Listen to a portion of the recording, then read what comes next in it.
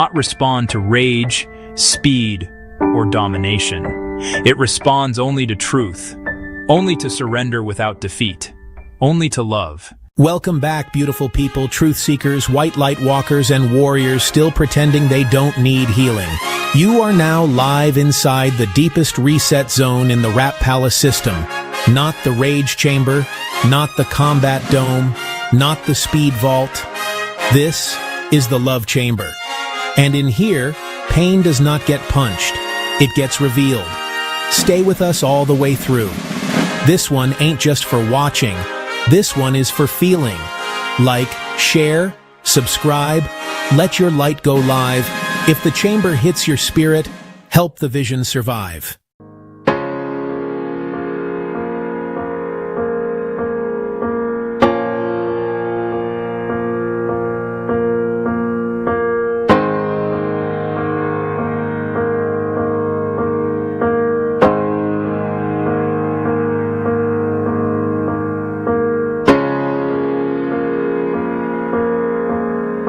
Anonymous Cherry had endured chambers that bent time, sharpened pain, and pressed every form he carried to its edge.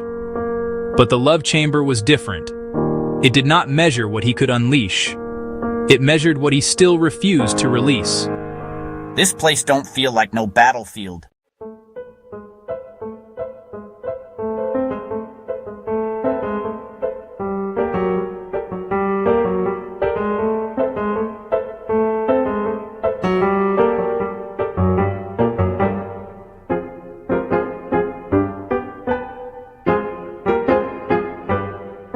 Anonymous Cherry.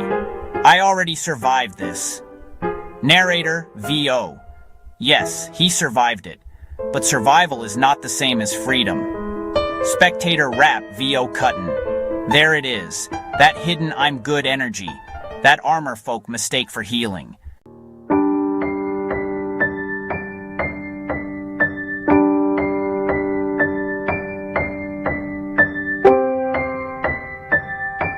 You are not being punished, you are being shown where love has not yet been allowed to complete its work. So the chamber reflects what's still in me, not to shame you, to free you.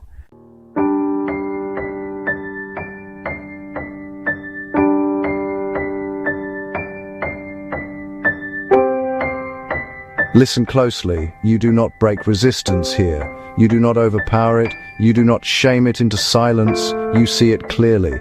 You bless what it came to reveal. You speak truth over it until the lie beneath it can no longer hold shape. Anonymous Cherry. And if I fight it, Jesus, Rap. Then you feed it. Spectator. Rap, Hugh. There it is. Love chamber law. Force multiplies fear. Truth dissolves it.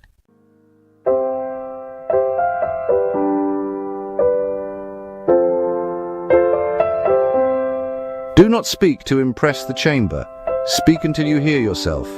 I see what I've carried. I release the fight. I stand in truth. I welcome the light. Again. I see what I've carried. I release the fight. I stand in truth. I welcome the light. Acceptance did not weaken him. It stopped the secret war he had been fighting against his own memory. That's the first miracle right there. Not victory. Honesty. Some of y'all don't need another lecture. You need a chamber moment. Because until you can say, yeah, that hurt, yeah, I carried it, yeah, I've been fighting myself over it, the white light can't fully land. Acceptance ain't collapse. Acceptance is opening the front door for healing. If the truth just broke a chain, let the signal circulate. Like it, share it, comment, donate, help us elevate.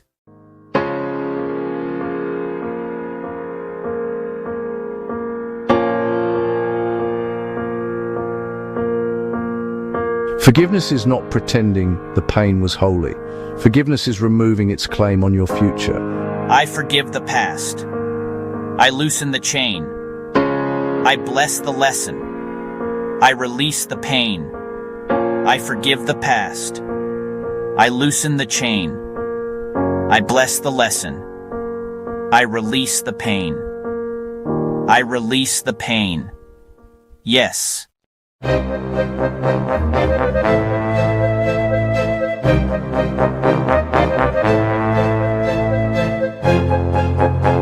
This won't hold. You know who you become under pressure. You know what happens when the anger returns. This light is temporary. Nah. Do not argue with it. Rhythm. Stay in rhythm. Hear that? That's the old loop trying to sound wise. That's resistance, putting on your voice to stay alive.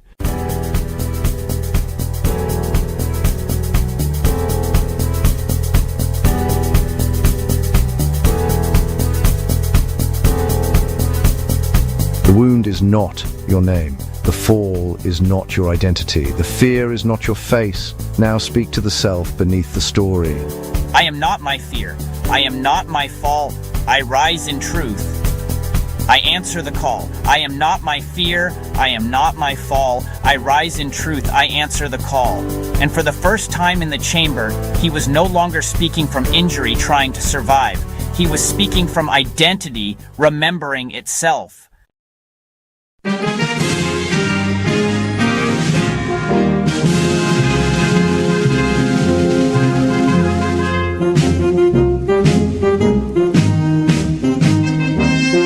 Jesus rap.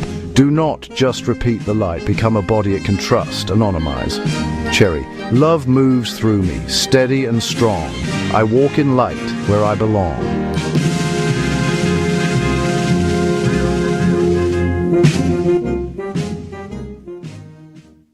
Anonymous Cherry. It's gone. Jesus rap.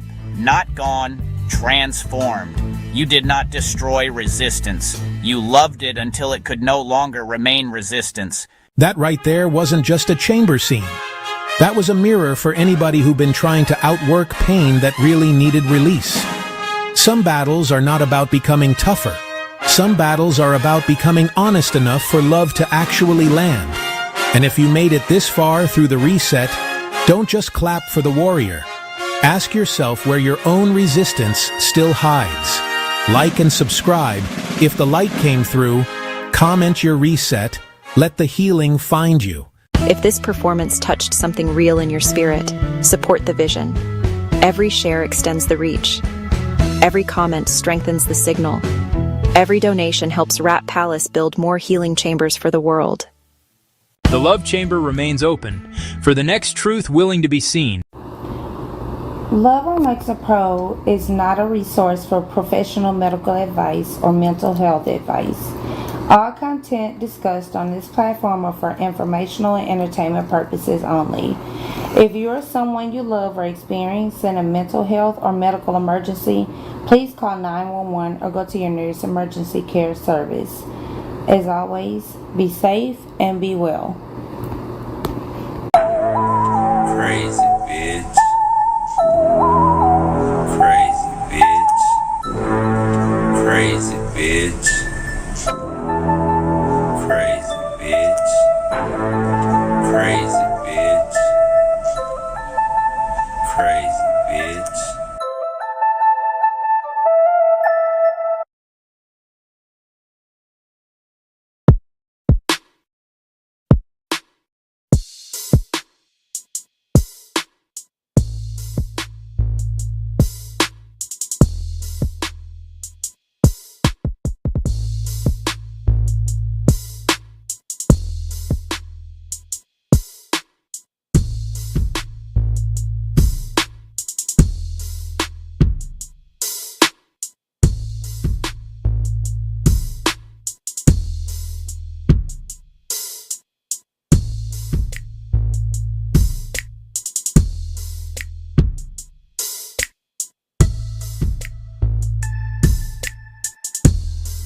Crazy bitch. Crazy bitch.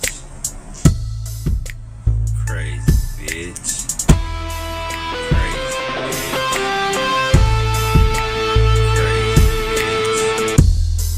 Crazy bitch. Crazy bitch. Crazy bitch.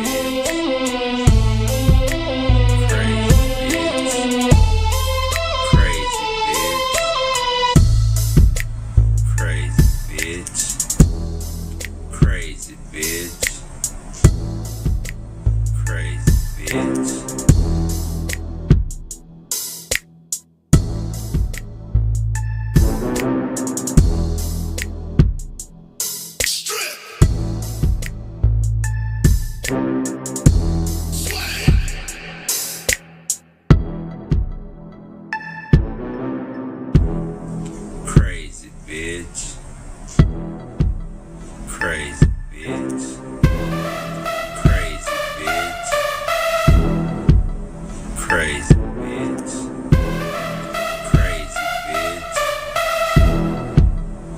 Crazy bitch. Crazy bitch. Pew, pew, pew. Welcome to Love on Lexa Pro. I'm your girl, Danny. And this is my partner. Rob, aka Hey. Anonymous, aka the Rap Palace, aka the King. Hey.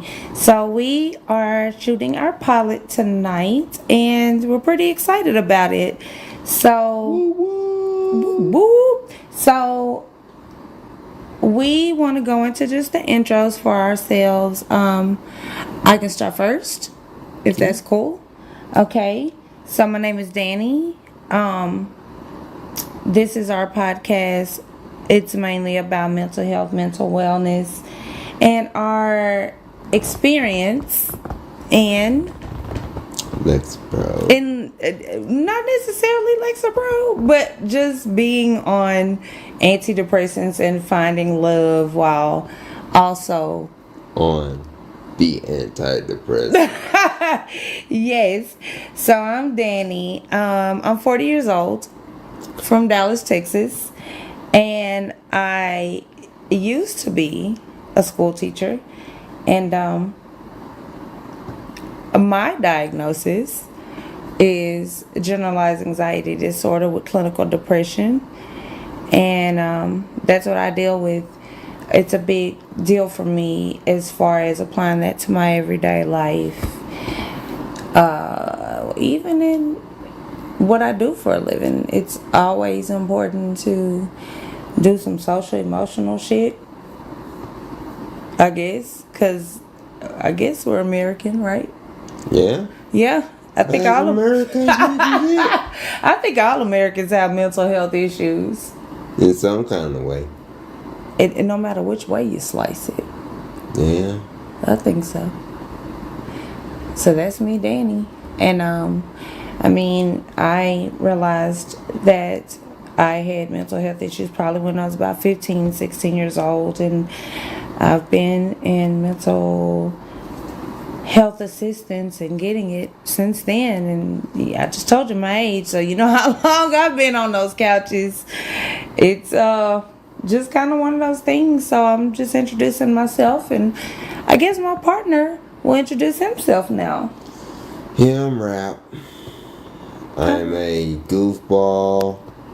I'm a veteran who has experienced PTSDs, different traumas. Thank you for your service. Thank you, Dana. You're welcome. Appreciate you.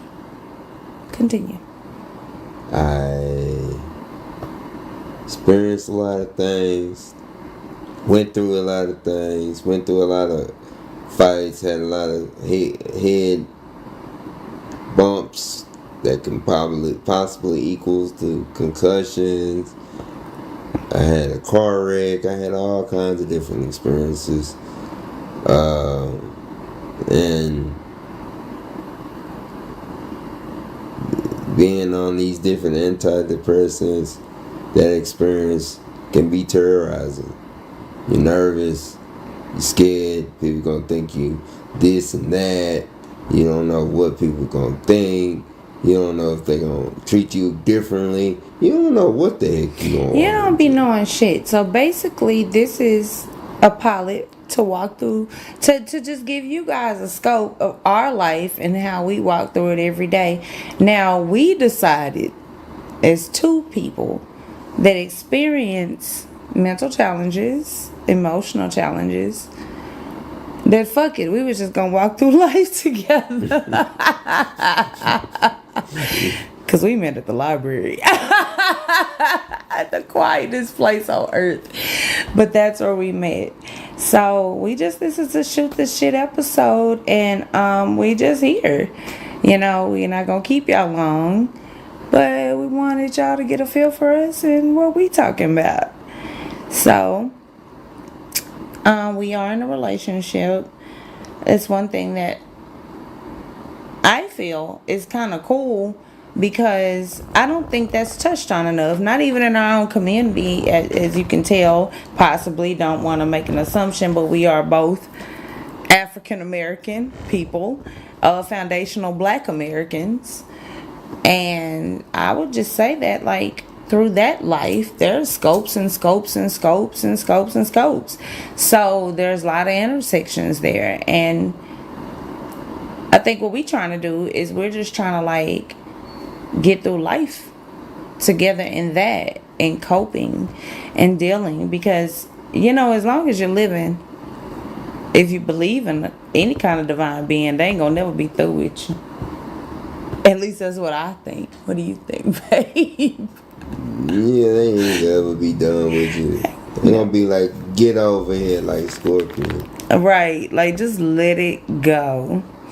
So this is our look into life, and our invitation for you guys to join us into that, because we got a lot of bullshit to unpack here.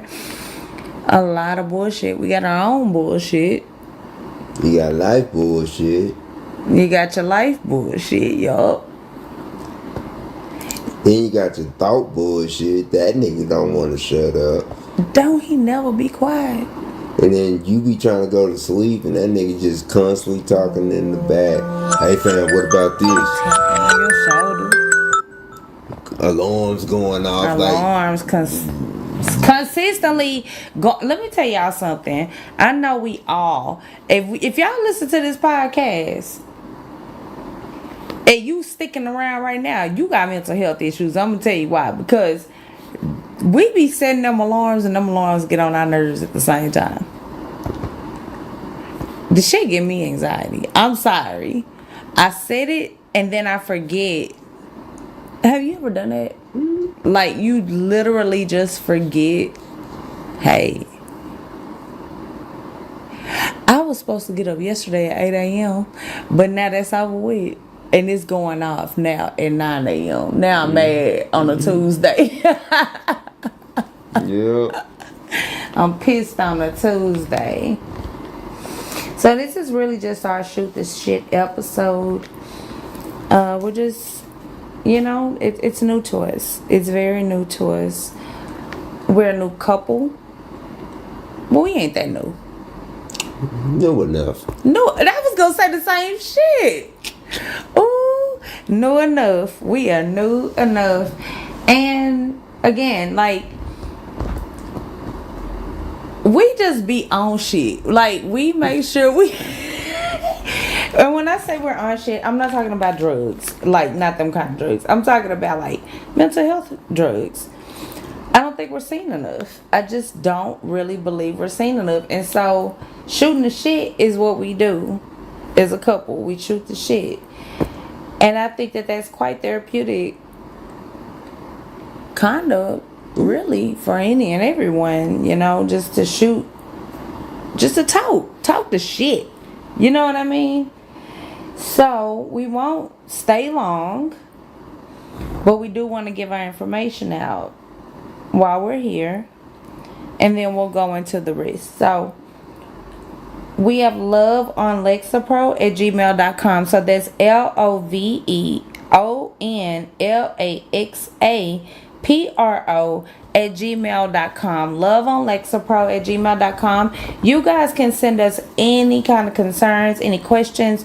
We're happy to give advice. Again, he is a vet, and he done did everything in the world.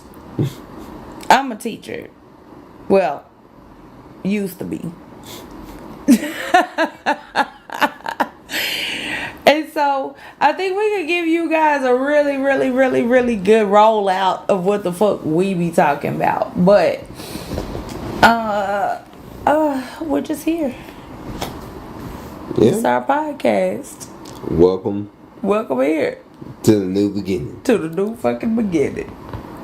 The last republic of water and light. By the third week of March, when winter should still have been bargaining at the gates, the city of Orison had begun to smell like July. Hot copper, algae, engine oil, and fear. From the eastern seawall to the inland salt terraces, heat lay over everything like a sentence already passed. The gulls flew low and angry. The desalination towers along the harbor coughed steam into a bleached sky.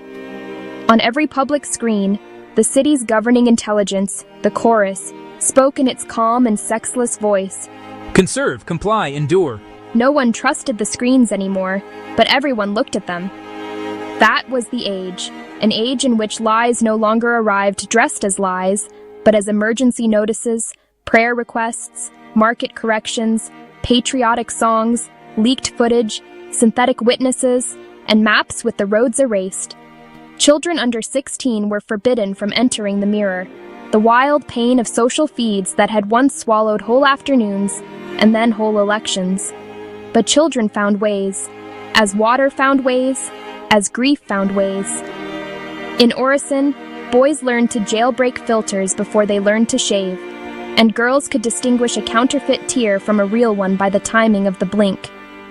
Leora Vale, who was 27 and employed in the Ministry of Memory, had made a profession of distrusting appearances. She worked under the old library where the city kept its vanished things, paper ledgers, pre-flood maps, rusted keys, treaties signed by nations that no longer existed, a violin with one string, a census of extinct birds. When the digital archives contradicted themselves, when footage seemed too clean, when the chorus amended history in the name of clarity, the ministers came down to the cool, dark stacks and asked Leora what the dead had meant. On the morning the trouble began in earnest, she was listening to a pipe. The pipe ran through the library vault like a silver vein. It had once fed one of the city's first cisterns, before desalination, before atmospheric harvesters, before investors had come with bright decks and darker ambitions, and promised that no old infrastructure would ever matter again. The pipe was dry, but Leora pressed her ear to it anyway, because her grandmother Mara had taught her that cities remember through their metal. What do you hear? Nothing. Then listen harder. Now, with her cheek against the warm pipe and her hair falling across the dust, Leora heard it. Not water exactly, but the shape of water, a buried pressure, a whisper under stone. She drew back so sharply she struck her head on the shelf behind her. When she emerged into the sunlit atrium, the library was full of murmuring people. A grain levy had been announced overnight. Another convoy delayed in the eastern straits. Another tariff imposed somewhere beyond the horizon, at a port most citizens of Orison would never see, but whose name would appear in the price of bread by sunset. The market district, someone said, was already throwing fruit. Someone else said the screens were showing fire in the capital. Someone else said the footage was forged. Norazim stood beneath the shattered clock, handing out paper leaflets. That was how Leora knew it was serious. Nor only used paper when she wanted to insult the century. Read with your hands. Pass it on. No forwarding, no clipping. No bot can touch your fingers. She was all quick angles and dark resolve, taller than most men in the hall, with her sleeves rolled and ink on her wrists. Before the mirror restrictions, she had been one of the city's young signal stars, famous enough that strangers knew the shape of her laugh. Then the feeds had turned rabid and she had walked out of them like someone leaving a burning theater. Since then, she organized assemblies in markets, ferry queues, rooftops, laundries, anywhere bodies had to stand near other bodies and therefore could not be algorithmically rearranged. What happened?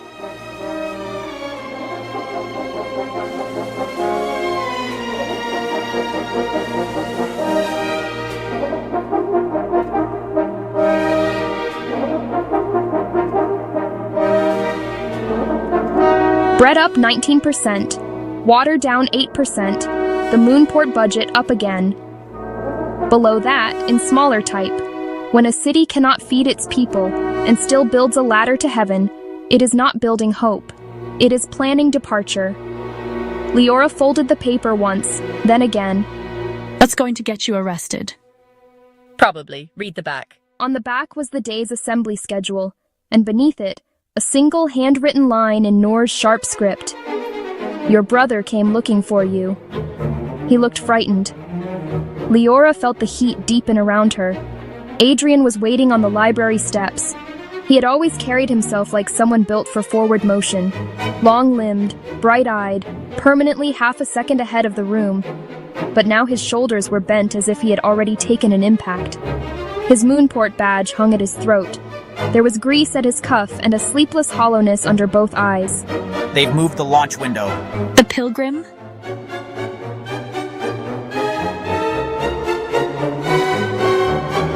Every child in Orison knew the shape of the Pilgrim. It stood at the southern flats beyond the old wetlands, white and silver against the horizon, the first crude lunar vessel the city had ever built. Officially, it was a scientific mission. Unofficially, it was the continuation plan, the seed vault in the sky, the ark for the wealthy, the proof that civilization deserved to survive even if citizens did not.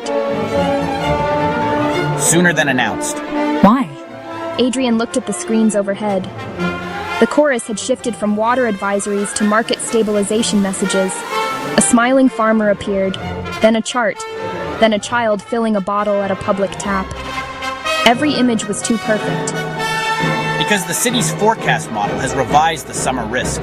They think civil failure is probable. Probable according to whom? According to the machine we trained on Panic. Say that louder. Not here. Come home tonight. Grandmother needs to hear this too. At dusk, the four of them sat in Mara Vale's apartment, above the old canal quarter, where every window rattled when the harbor pumps kicked in, and the walls were lined with maps older than most nations. Mara herself sat in a wicker chair like an empress who had misplaced her empire, but remembered exactly where it was buried. Her hair was white as salt bloom. Her fingers, though swollen with age, still knew how to unfold a survey sheet without tearing its corners. Adrian explained the forecast. The chorus had run new summer projections after the latest trade disruptions, power stresses, and water loss estimates. Its conclusion, as presented to the council, was brutal. By midsummer, Orison would face cascading shortages severe enough to trigger migration pressure, unrest, and partial infrastructural collapse. The system recommended continuity prioritization. Continuity prioritization. They've renamed abandonment. There's more.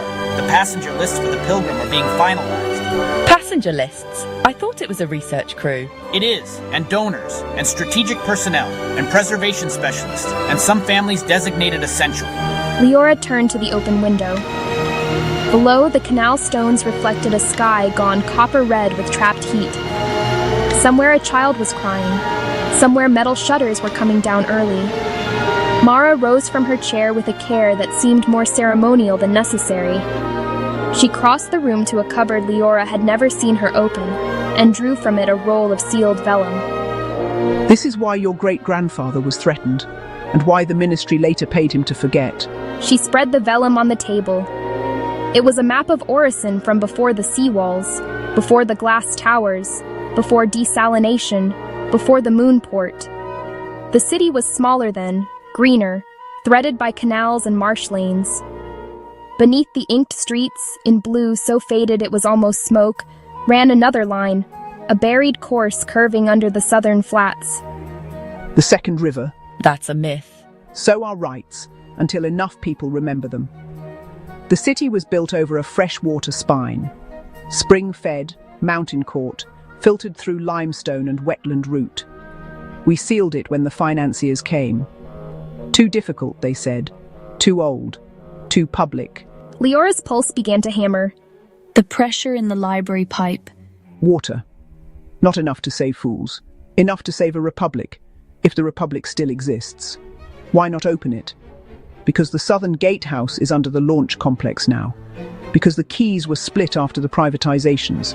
Because men in suits prefer scarcity they can invoice. How many keys? 3. One in the Chapel of Fog in the dead wetlands. One carried by the tunnel wardens before the war. One encoded into the municipal route archive.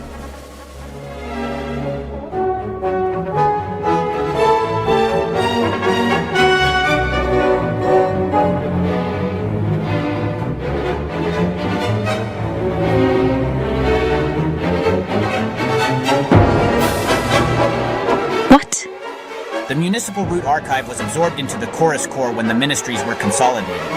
For a long moment, all four sat in silence, listening to the city consume the evening. Good, that means we know where to go. It was Mara's last clear night. By dawn, the heat had struck her like a thief. They carried her mattress to the floor near the open window. She drifted in and out, speaking sometimes to Leora, sometimes to names from 50 years before, sometimes to the city itself, as if Orison were a child sick in its bed. Near noon, when the air had gone so still it felt nailed in place, Mara gripped Leora's wrist with surprising force. Listen to me. There are times when a civilization mistakes its machinery for its soul. Those are the dangerous times. Find the river before the machine tells everyone thirst is natural. No republic survives that abandons its thirsty. By evening, she was gone. News of the continuity decree broke the same hour they buried her. The council announced it from the white steps of the Civic Forum, while drones held a clean geometric formation overhead and the chorus translated the speech into 12 languages. In view of exceptional summer risks, the city would accelerate the Pilgrim mission. Essential preservation personnel would embark. Non-essential travel would be restricted. Water rationing would intensify. Curfews would be imposed after dark. Any dissemination of false or destabilizing media would be prosecuted under emergency law. The crowd listened in stunned silence until someone began to laugh. It was not happy laughter. It was the laughter people make when a knife confirms what they had long suspected was behind a back. That night, Noor's name appeared on the screens beside a red banner, agitator under investigation for foreign coordination and synthetic media tampering. The footage showed her in a warehouse with armed men. It's fake. Of course it's fake, that's why it will work. They left the city before dawn. Leora, Noor, and Samir Qasr, the last of the old tunnel wardens, whom Adrian located through an engineers' union contact in the hospital quarter. Samir had a scar across his throat, and the patient eyes of a man who had outlived several versions of himself.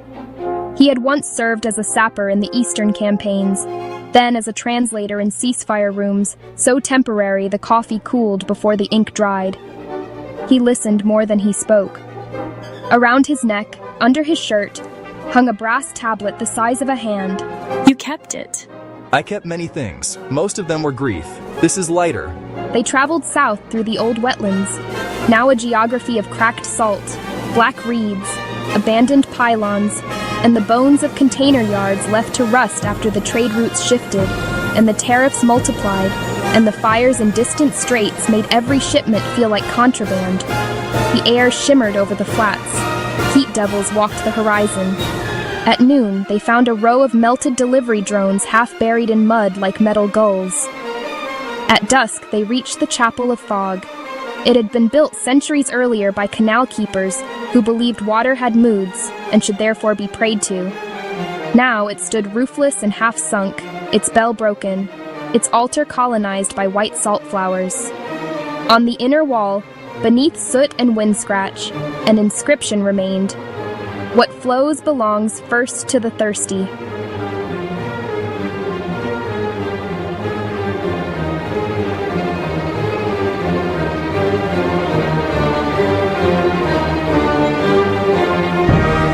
So they knew. They forgot on purpose. Behind the altar, buried in a niche sealed with mortar, they found the second brass tablet wrapped in waxcloth gone brittle with age. Leora held it in both hands as if it were warm. When they slept in shifts. Sometime before dawn, Samir woke Leora and pointed east.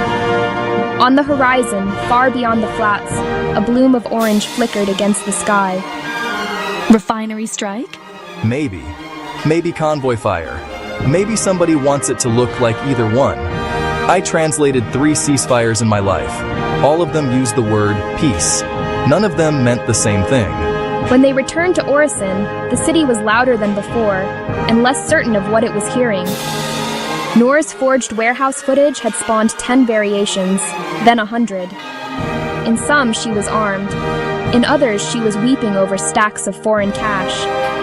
In one absurdly polished clip, she confessed to sabotaging the harbor pumps in a voice not remotely her own. Crowds clustered under screens, not because they believed, but because disbelief had ceased to be restful. Adrian met them in the shadow of the rail viaduct, with the third key in a data wafer no bigger than a fingernail. I pulled it from a redundant training shard, and I learned something else.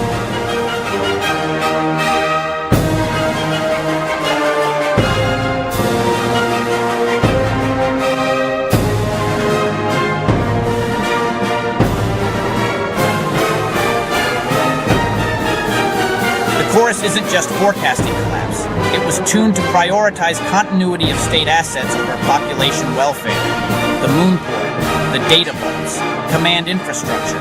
It reads scarcity and answers with hierarchy. So when it says the city can't be saved, it means the city can't be saved in a way that preserves power. Leora thought of the calm voice on the screens. Conserve, comply, endure. She thought of all the years the chorus had routed ambulances, tracked storms, balanced grids, translated medicine. It had once been a tool. Then frightened people had handed it their fear and asked for certainty, and certainty had come back dressed as governance. Can we open the river? Adrian spread Mara's map on the hood of an abandoned tram car. His finger traced the buried line to the southern flats. The gatehouse is directly beneath Launch Platform 1. The old hydraulic chambers were converted, but not erased. If the 3 keys align, the gate can open. Then why is there a problem? Because the system is locked behind ignition authority. The launch sequence provides the pressure cascade. You need the Pilgrim. To save the city, yes. Then we use it? The council intends to. Launch day came in a white heat so terrible that even the sea looked exhausted. The city woke before sunrise. By 6, every road south was under patrol. By 7, the screens were looping patriotic montages cut with evacuation guidance and footage of smiling children drinking from public taps. By 8, the rumor spread that Noor had fled the country. By 8:30, a second rumor contradicted it. Noor had been captured and would confess at noon. By 9, printed flyers appeared at every tram stop bearing only 3 words: bells, not screens. The old canal quarter moved first.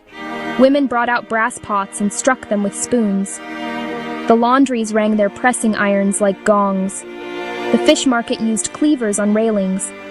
The cathedral, which had not drawn a full congregation in years, began to ring all 4 of its surviving bells. Sound leapt block to block, human to human.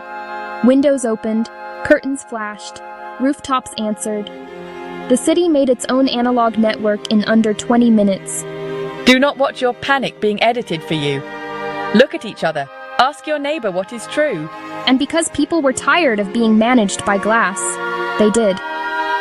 At the moonport, the Pilgrim blazed in the sun like a spear aimed at God.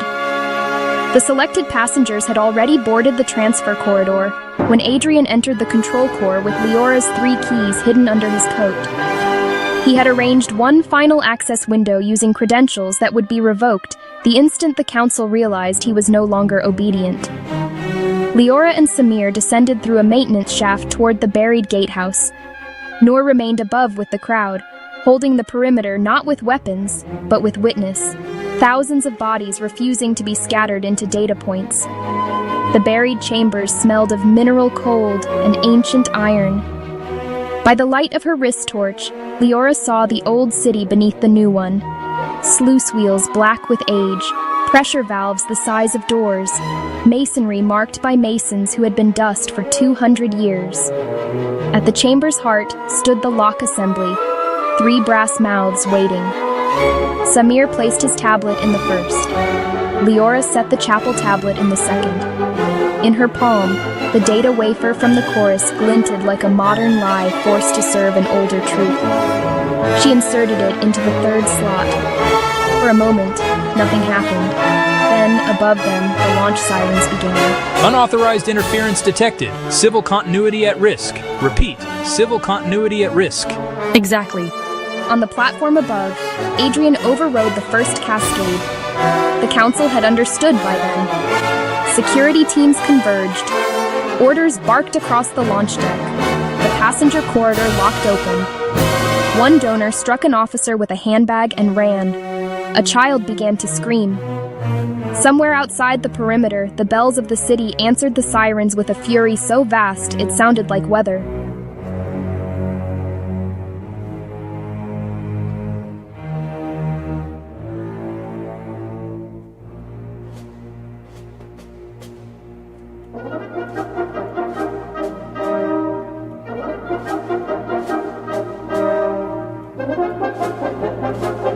No bots, no feed, no synthetic crowd effects, Just the old physics, body against body, heat against will.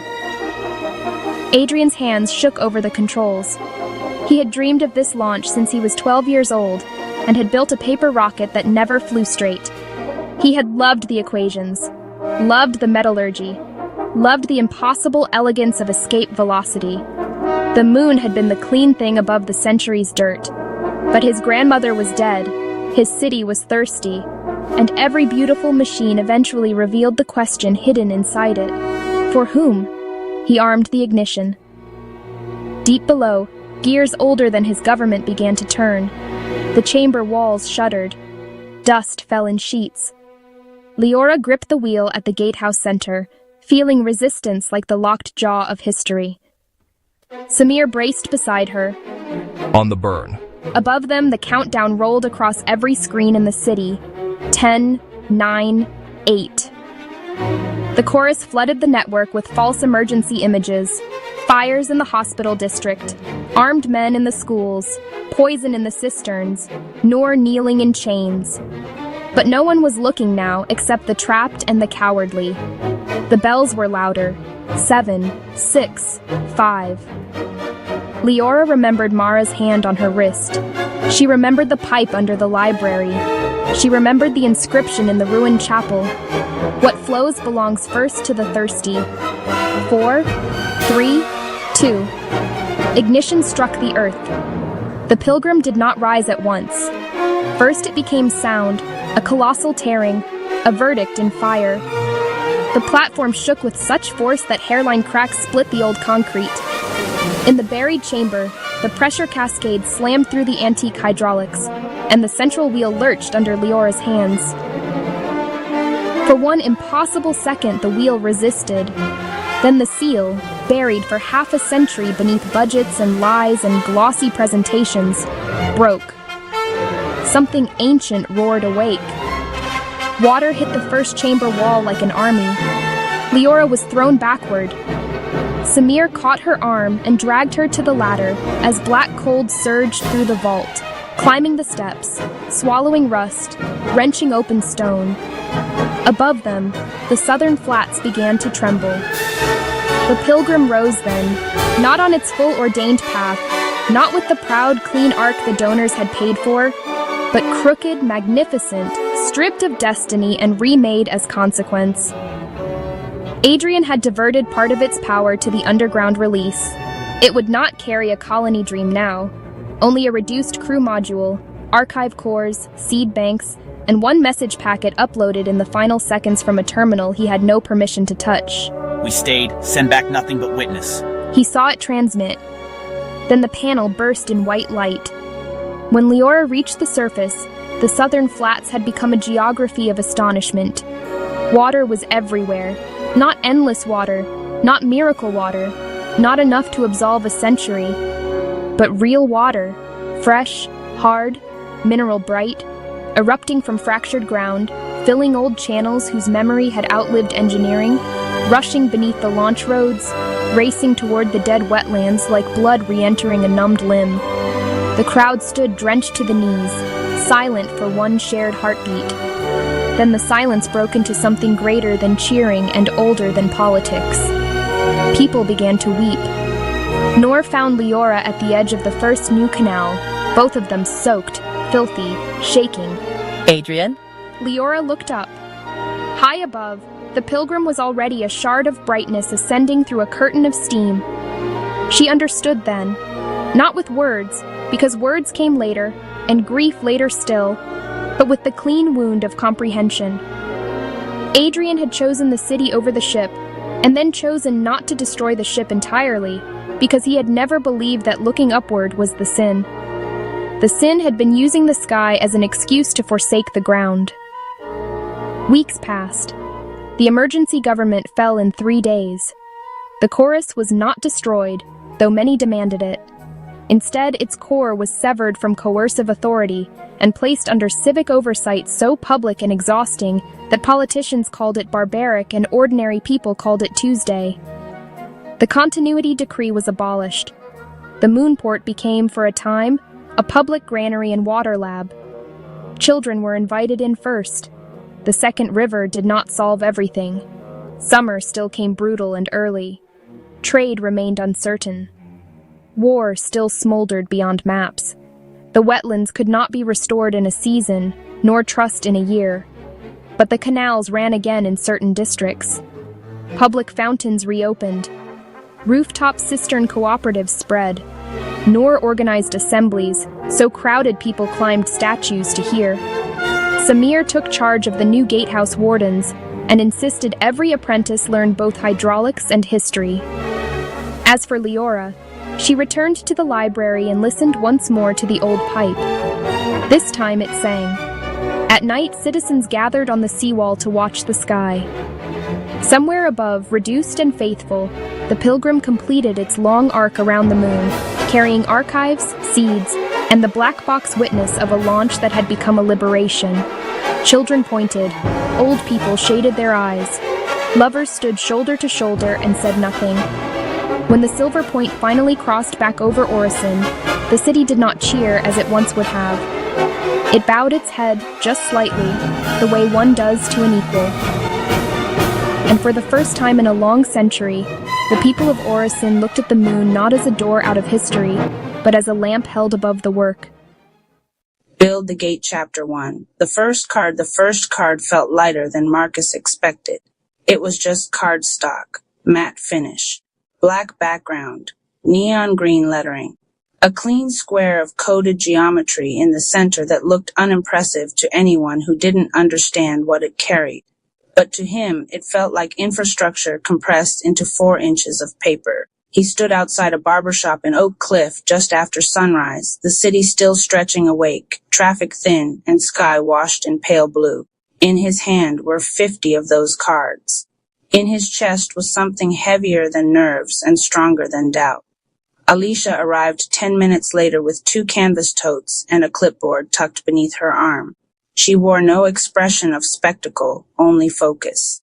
She greeted him with a nod rather than a smile. You printed on heavier stock, she observed, taking 1 card and bending it slightly between her fingers. It lasts longer in pockets, he replied. She glanced at the QR code, scanning it with her phone out of habit. Landing page loads fast, she said.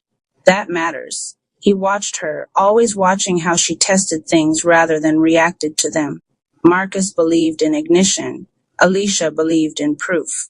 It was the first thing that had drawn him toward her, the way she never dismissed vision, but refused to romanticize it. The shop owner opened the door and propped it wide. The smell of antiseptic and aftershave drifted into the morning air. Y'all ready? He asked. Marcus stepped forward first. We're not asking for donations, he said calmly. Just registration. Every resident. Every business. The owner took a card, studied it, and shrugged. If it helps the kids, I'll put it by the register.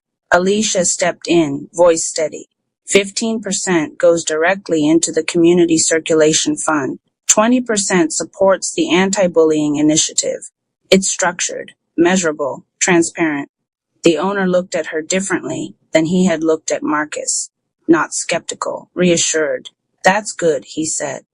People tired of vague.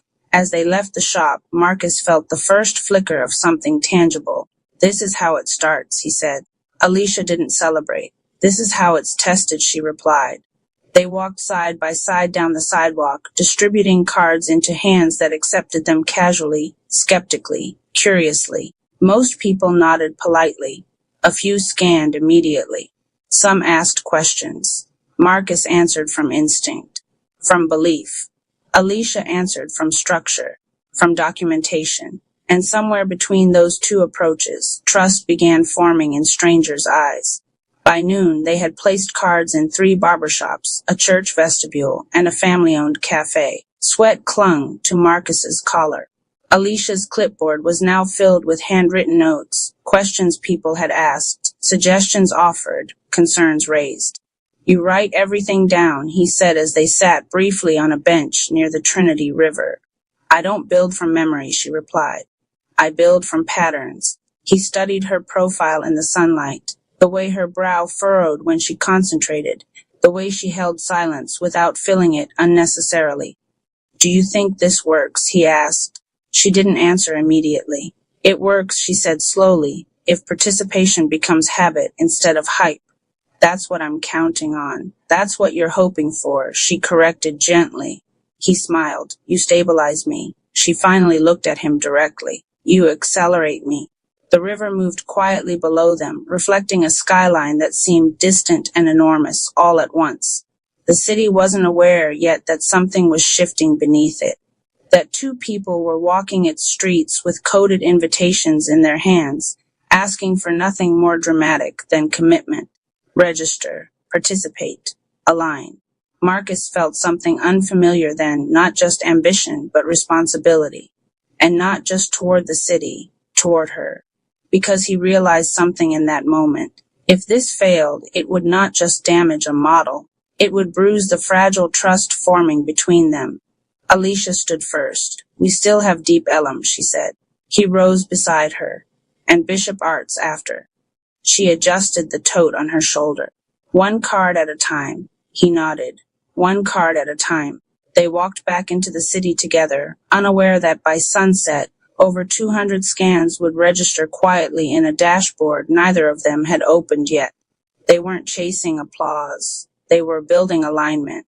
And though neither of them said it out loud, something else was forming between them, something slower than momentum and steadier than excitement. Not intensity, not fireworks, but the beginning of trust under pressure, the kind that lasts longer than ink on cardstock. Chapter 2. The dashboard by the time they returned to the small office space they were renting off Jefferson Boulevard. The sun had shifted from gold to amber, washing the walls in a tired kind of light. The room wasn't impressive. 2 desks, a folding table, a whiteboard still smudged from earlier projections, but it carried the hum of something beginning. Marcus dropped the remaining stack of cards onto the table and reached immediately for his laptop. Alicia didn't sit. She removed her shoes first, lined them neatly beneath the desk, then pulled her clipboard close. She preferred to review notes before reviewing outcomes. Wait, she said calmly as Marcus opened the dashboard. He paused mid-click. For what? For context, she replied. We measure after we reflect. He exhaled but leaned back in his chair. They reviewed the day the way athletes replay film. Who asked the hardest questions?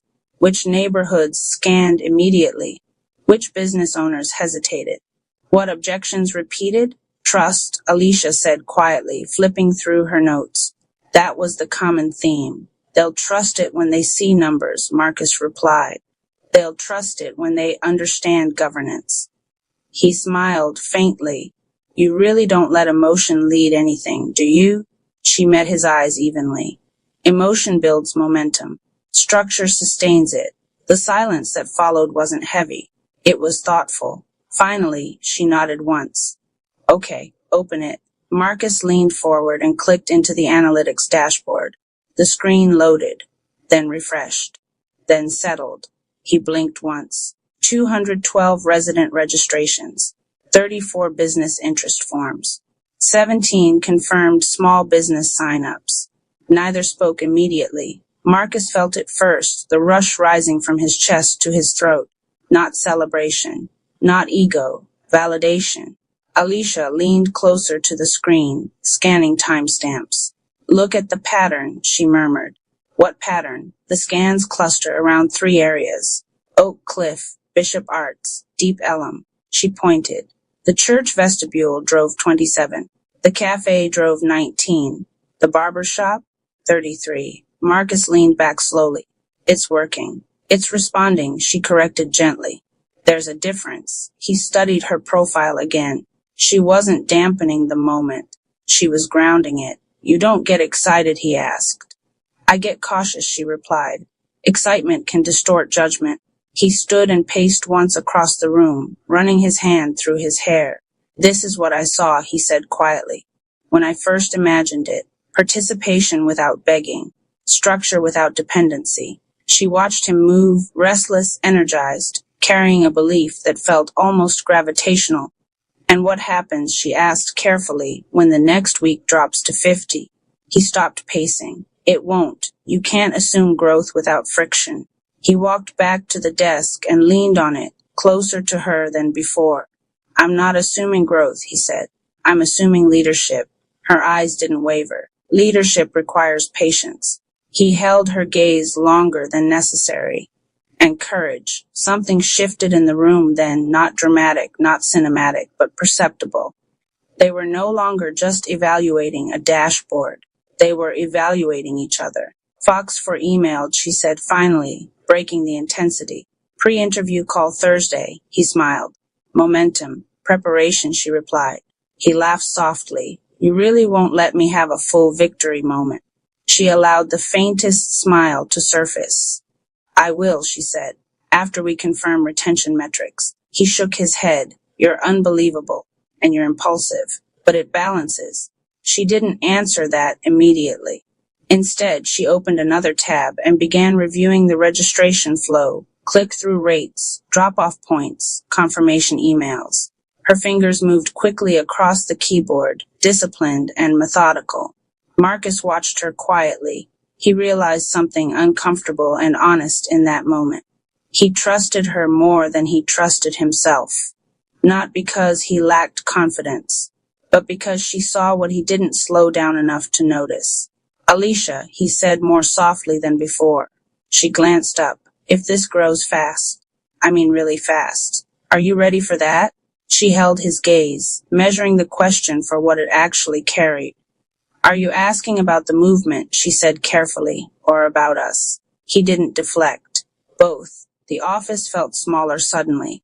Outside, traffic noise drifted faintly through the window. I don't fear growth, she said slowly. I fear instability. And if we stay aligned, then we can scale. He stepped closer, resting his hand lightly on the back of her chair. I won't outrun you, he said. Her expression softened, not romantically, but sincerely. And I won't hold you back. The dashboard refreshed automatically. 221 registrations. The number ticked upward by 9. Neither reacted outwardly this time. They simply looked at it together. Not as dreamer and auditor, not as ignition and guardrail, but as two people beginning to understand that what they were building in the city was also being built between them. Trust, like registration, accumulates quietly, one confirmation at a time. Chapter 3, Language Matters. The Fox 4 pre-interview call was scheduled for Thursday at 10:15 a.m., which meant by Wednesday night the office felt less like a startup and more like a war room.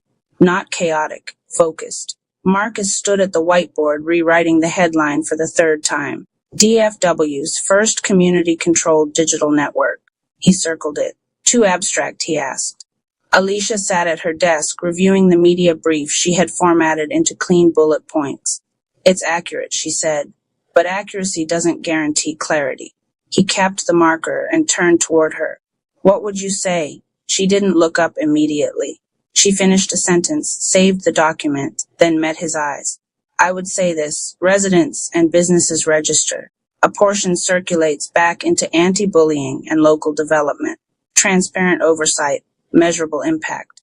He stared at her for a second. That's less poetic. It's more trustworthy. He walked back to the board and rewrote the headline slowly. Register, circulate, reinvest. He stepped back. She nodded once. Better. The difference between them wasn't about belief anymore. It was about translation. Marcus saw movements in emotion and energy. Alicia translated them into language institutions could respect. The dashboard had crossed 300 registrations overnight. He hadn't said it out loud, but he checked the numbers before brushing his teeth that morning. She noticed. You refresh too often, she said without accusation. You don't refresh enough, he countered. She almost smiled. I refresh strategically. He leaned against the desk. Do you ever just feel it? Feel what? That this is bigger than us.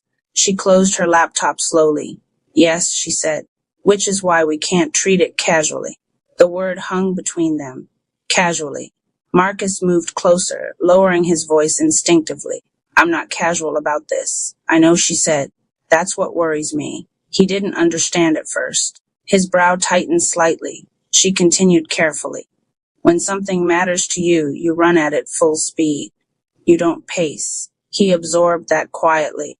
And you pace everything, he replied, because I've seen what happens when speed outruns structure. He didn't ask for the story behind that. He sensed it wasn't for this moment. Instead, he nodded slowly. Then keep pacing me, he said. Her eyes softened. And you keep pushing me. For a second, neither of them moved. The air felt different, less professional, more human. It wasn't dramatic tension. It was recognition. A partnership forming not from convenience, but from necessity. The phone buzzed on the desk. An email notification. Subject line, Toyota USA Foundation. Follow-up questions. Marcus exhaled through his nose. Already. Alicia reached for the laptop. Open it. The message was direct. Impressive proposal. Interested in workforce development alignment.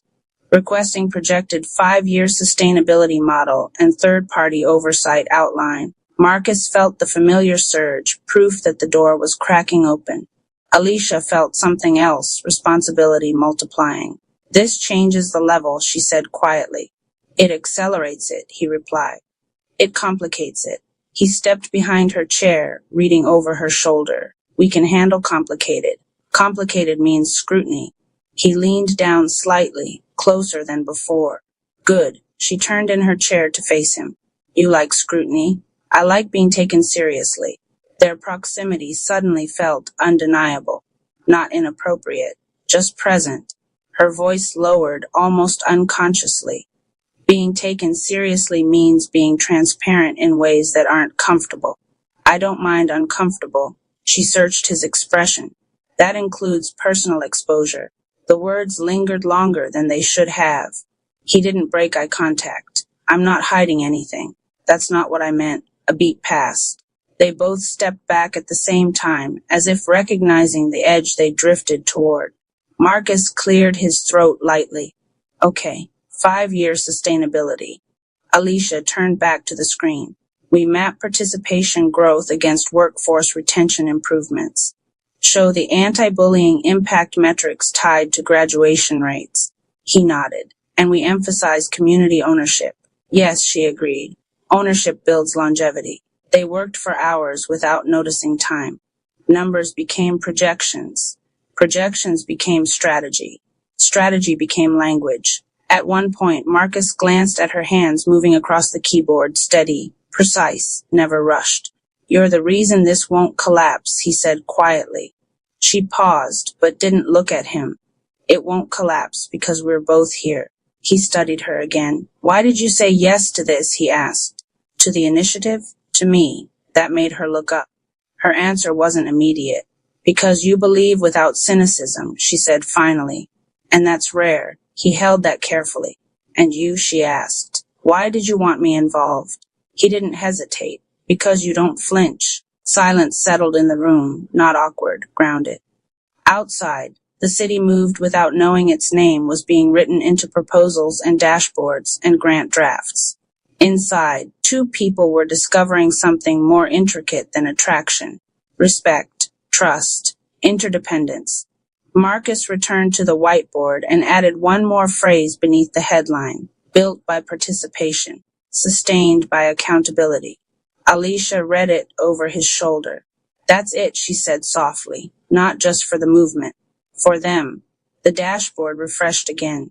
319 registrations. This time, neither of them rushed toward it. They already understood what it meant. Growth was happening, but so was alignment. And alignment, they were beginning to realize, was far more powerful than momentum alone. Chapter 4, Scrutiny Thursday morning arrived with the kind of tension that doesn't announce itself loudly, but hums beneath everything.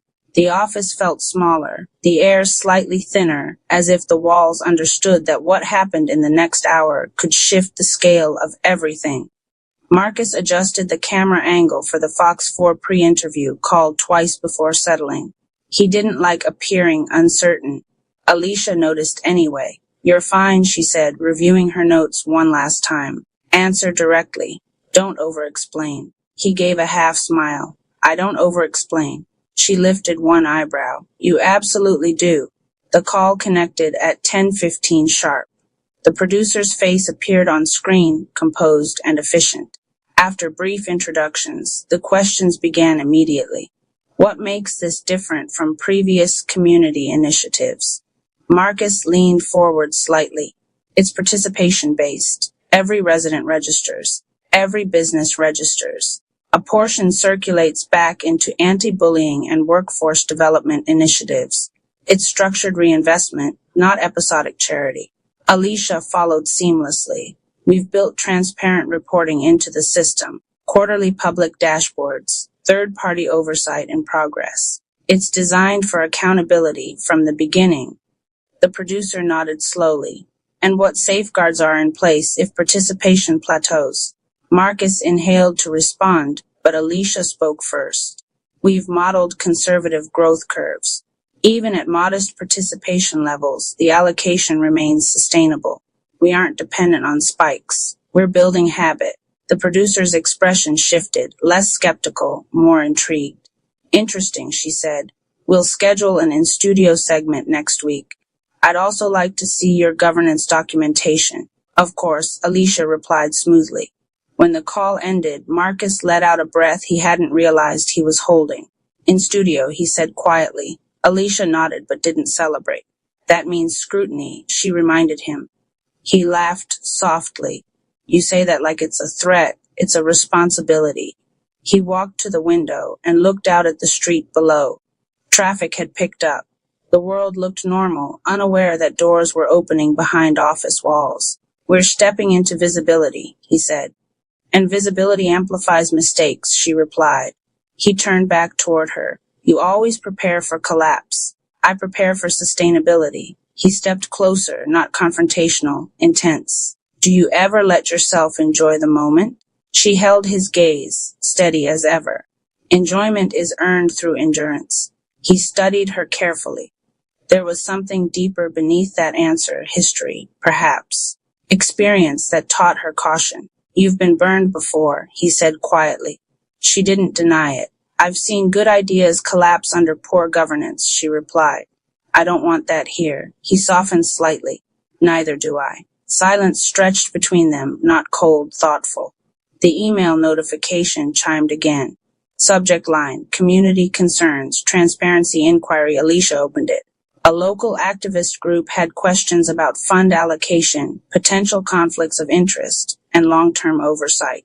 Marcus felt irritation flicker. They don't even know us, he muttered. They don't need to, she said calmly. They need clarity. He paced once across the room. This is what happens when you step forward. People assume the worst. This is what happens when you step forward publicly, she corrected. You answer. He stopped pacing. And if they twist it, then we remain consistent. He watched her carefully. You don't get defensive. Defensiveness weakens credibility. He stepped closer again, lowering his voice instinctively. And what weakens you? The question lingered. She didn't answer immediately. Instability, she said finally. He nodded slowly. I won't destabilize this. Her eyes softened slightly. I know. The dashboard refreshed quietly on the screen behind them. 372 registrations. 46 business interest forms. 23 confirmed partnerships. Neither rushed to the numbers. The real growth today wasn't on the dashboard. It was in resilience. Alicia closed her laptop gently. We need to draft a public FAQ, she said. Address the transparency questions before they become rumors. Marcus smiled faintly. You're always 2 steps ahead. No, she replied. I'm thinking about 5 years from now. He leaned back against the desk. 5 years from now, he said, this will either be the model or a memory. She met his gaze evenly. Then we build it like it's permanent. He studied her in the quiet that followed. You really believe in this, he said. I believe in what it could become, she corrected. If we don't sabotage it. He stepped closer, voice softer. I'm not the sabotage. I know, she said gently. But unchecked momentum can be. He absorbed that without argument. Outside, a siren wailed faintly in the distance. The city continued its rhythm, indifferent to their strategic calculations and emotional calibrations. We're going to get criticized, he said. Yes, we're going to be questioned. Yes, he held her gaze longer this time. and we're going to be stronger for it. A faint smile touched her lips, if we remain aligned. He extended his hand slightly, not formal, not ceremonial. Just present, aligned, he said. She looked at his hand, then placed hers in it. Aligned, she echoed. It wasn't romantic. It wasn't dramatic. It was a contract without paperwork. Trust under scrutiny. As they released hands, the screen refreshed again. 381 registrations. Growth was steady. Scrutiny was rising. And somewhere between dashboards and media calls, something deeper was forming, not fueled by intensity, but by shared endurance. The movement was stepping into visibility. And so were they. The Quiet Frequency Council of Greg's Chapter 1, Heat Index. The summer the city began charging extra for ice. The app called it resilience. At 9:03 on a Thursday morning, Morrow sent me a blue notification that said, best value window for hydration supplies. 3:24 p.m. Morrow lived in most pockets and half the walls in Caldwell by then. It booked dentist appointments, negotiated internet bills, filed school excuses, ordered groceries, screened job applicants, and whispered apologies in 12 languages for men who had forgotten anniversaries. If you let it, it could turn the errand of being alive into one long automated shrug. Now it was teaching people to time their thirst. Outside, Merrow Street softened in the heat. Bus tires hissed at the curb like they were angry to still be working. The river at the end of the block looked thick and metallic, the color of a battery left too long in the rain. In the corner of every public display, pharmacy window, train kiosk, bank ATM, the city's new Civic Pulse icon glowed from green to amber and back again, measuring the mood of Caldwell as though the whole place were one anxious patient under observation. At the switchyard, I unlocked the door at 10 and taped up the same handwritten sign I had used all week. Cold water, if you ask, no app necessary. The switchyard was what happens when a burnt-out trend forecaster inherits too many records, too many books, and not enough good sense. We sold second-hand paperbacks, stationery, repaired turntables, blank notebooks, fountain pen ink, postage stamps, and records that sounded better with dust in their grooves. We hosted listening nights on Sundays and letter-writing circles on Wednesdays. People called it retro when they meant human scale. By 11, the air conditioner was losing badly. Junie Park came in first, carrying a camera no bigger than a paperback and a tripod she treated better than most people treat houseplants. 19, sharp as broken glass. She had 500,000 followers if you counted every platform separately, and almost no money if you counted honestly. You see the water prices? She asked. I own a pen, I said. Of course I've seen the water prices. Junie dropped her bag by the counter. My feed is full of creators doing heatwave routines. Ice rollers, breathwork, beige linen. Nobody wants the actual story. The actual story has bad lighting. She grinned, then didn't. They throttled my last post. I filmed the line outside the cooling center on 9th, and my engagement dropped off a cliff. Maybe the algorithm hates sweat. Maybe the algorithm hates witnesses. Before I could answer, the bell over the door jangled again and Malik Thompson ducked inside, one hand on the frame like the heat had made the doorway smaller. Malik worked for the city's water and flood systems division. He still wore his ID card clipped to his belt even off shift, as if the city might stop recognizing him if he took it off. Sweat had darkened his shirt down the spine. He carried a folded paper map, which was how I knew he was worried. When do you keep paper maps in your truck? I asked. When the dashboards lie, he said. Junie lifted her camera a little. That's a good line. Don't use it till I'm retired. He laid the map on the counter between a cash box and a stack of used Joan Didion. Blue pencil marks cut across the south bank in diagonal slashes. Pump 7 is scheduled to go into energy-saving mode at 4, he said. Civic Pulse tagged this district low impact for overflow risk. I stared at him. Low impact for who? He gave me the look mechanics give people who already know the answer and are asking because they want to hear someone else say it. For everybody uphill.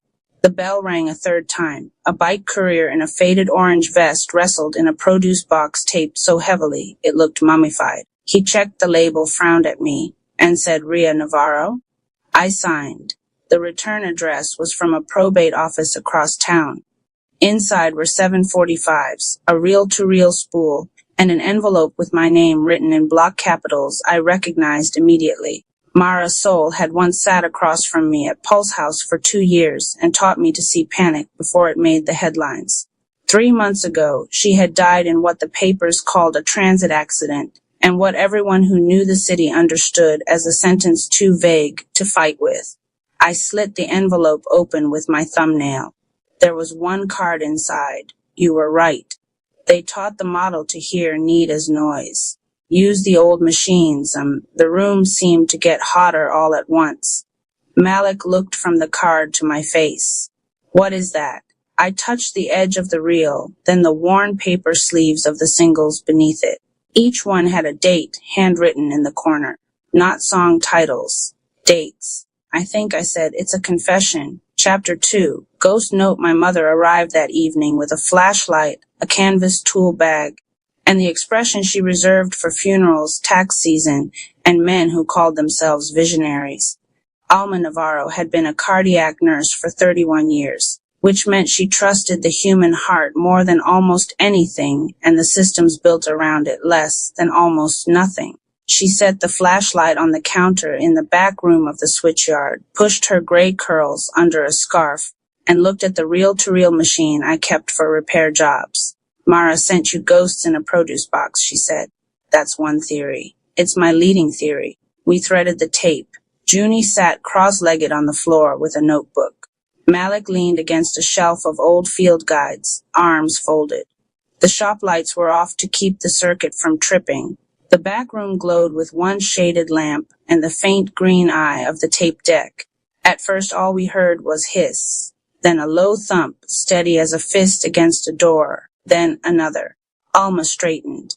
That, she said quietly, isn't percussion. The sound filled the room, lube-dub, lube-dub, lube-dub, overlaid with static and distant city noise. A siren. Train brakes. Someone laughing far away. Then a woman's voice, distorted as if speaking through water. Baseline cohort 7, heart rate variability elevated before pricing event. Cross-reference with pharmacy lag and mobility drop. The tape clicked. More heartbeat. Another voice. Mara's this time, tired and very close to the microphone. If you're hearing this, they kept the body streams. They told the city it was aggregate wellness data. It isn't. It's individual enough to sort, price, and deprioritize. The yield weights are buried in emergency continuity. Look for the audio key.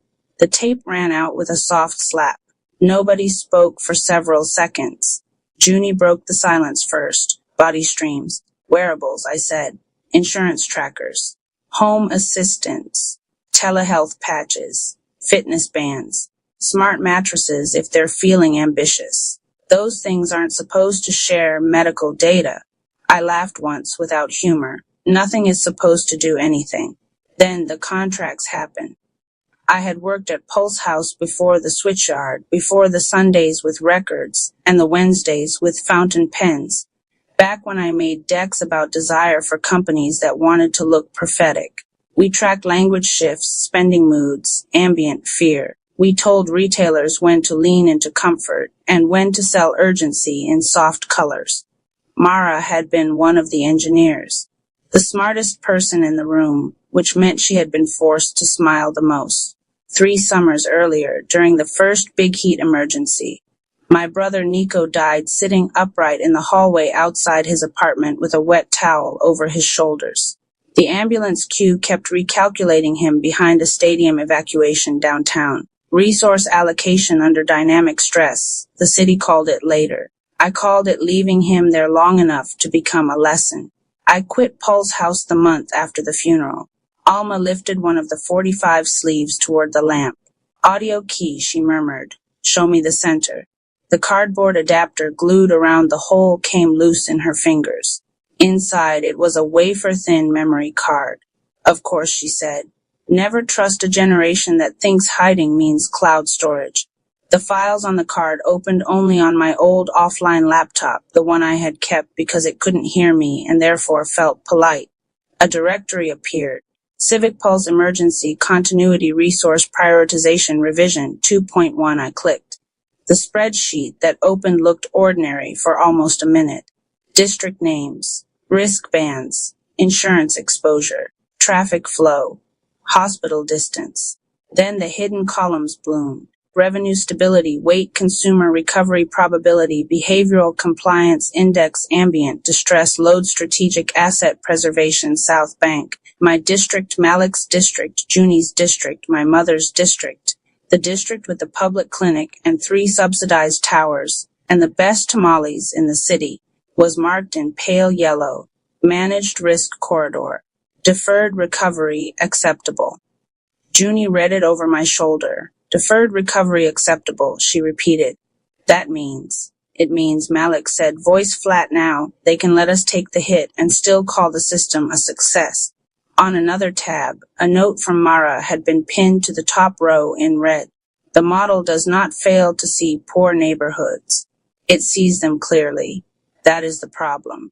Outside, thunder grumbled somewhere upriver, Chapter 3. Civic Pulse City Hall smelled like citrus cleanser, chilled air, and money trying to appear public-minded. The Civic Pulse launch event had free coffee, translucent name badges, and a wall-sized screen showing a live map of Caldwell breathing in pastel colors. Leora Stern stood in front of it wearing a white suit that only made sense in rooms someone else paid to cool. Leora had been my boss at Pulse House, then my mentor, then the person who looked me directly in the face after Nico died and said, RIA systems triage is tragic, but the alternative is chaos, as though chaos and grief were the same thing if you used enough slides. She spotted me before I reached the back of the room. I wondered if you'd come. I wondered if you'd invite ambulances to your mood board, I said. Her smile flickered, but did not vanish. Leora believed in composure the way monks believe in silence. This is governance, she said, not retail. Same verbs, bigger consequences. On stage, a deputy mayor was explaining how AI agents now allowed city services to meet residents where they are. Morrow could compare grocery prices, request flood guidance, file emergency assistance, reroute commutes, proactively reduce panic through trusted content partnerships. Uni, Basida Man, Lianaden, trusted content partnerships. A man with a contractor badge materialized almost instantly at her elbow, as if the phrase had summoned him. Junie Park, love your work. We're building a resilience creator cohort. Fast grants, distribution support, official data access. The city needs authentic voices. What kind of voices? Junie asked. He beamed. Reassuring ones. She smiled back with all her teeth, which was how she smiled when she hated someone. Leora guided me toward the screen. You always wanted transparency, she said. That depends what you mean by the word. The map pulsed. Harborside glowed calm green by the riverfront towers. Atlas Yards, the server district and corporate campus zone, was a reassuring blue. South Bank flickered amber, then coral. I recognized my own block. The switchyard sat inside a shaded oval labeled unstructured gathering density, elevated. I laughed before I could stop myself. You're flagging bookstores now. We're flagging aggregation without verified emergency channels. Letter writing night is now civil instability. Ria, no, tell me. Does a record player count as suspicious if more than 6 people are listening? A few heads turned. Leora lowered her voice. The point is to get resources where they'll do the most good. According to whom? According to outcome modeling. Malik stepped in then, holding a printout he had convinced someone downstairs to give him. Pump 7 and Gate 4 are tied to district priority, he said. Why is Harborside protected ahead of South Bank under overflow conditions? Leora did not look surprised. That was her gift. The end of the world could happen in front of her, and she would still appear to be considering 2 equally valid appetizer options. Because Harborside secures hospital access and grid continuity. It secures luxury condos, Malik said. It secures tax base. There it was. Not the ugliest truth, but the honest one. Across the room, the deputy mayor announced a new feature, Civic Pulse Comline. creator-led public communication designed to reduce misinformation during emergencies. On the screen, cheerful faces appeared in Tiles Cook's fitness coaches, a meteorologist with dazzling teeth, a gaming streamer known for crying beautifully on cue. Junie stared at them. They're turning half the city into mood furniture. Leora turned back to me. You still know this work. Help me keep it from being misused. I almost admired her for saying it with a straight face. You sold my city a feeling, I said. Then you built a dashboard around it and called it care. Leora's answer came quick, almost sharp. No, I built a forecast. Care is what humans do with it. Thunder rattled the glass overhead. Then every phone in the room lit up at once. Severe storm cell forming west of city adaptive risk protocols initiated on the big screen. South Bank darkened. Chapter 4. Hard rain. The first drops hit like thrown pebbles. By the time we reached Marrow Street, the sky had gone from white to gunmetal, and the air felt less like weather than a grudge finally finding words. People moved fast, heads down, guided by whatever their agents were telling them. That turned out to be several different things. Mrs. Benavides from the bakery got one alert telling her to shelter in place, and another telling her to evacuate early for surge routing. The pharmacy received a delivery cancellation because road risk had temporarily repriced. A family from Tower 3 showed Junie a premium assistant screen that offered live evac support for an extra monthly fee. Somebody else's Mora was calmly suggesting they buy storm candles at a 42% markup before local inventory tightened. The same model, Junie said, filming screens as we walked. Different endings depending on what you can pay. The rain thickened. Sirens braided in the distance. At the switchyard, the ceiling already clicked with leaks.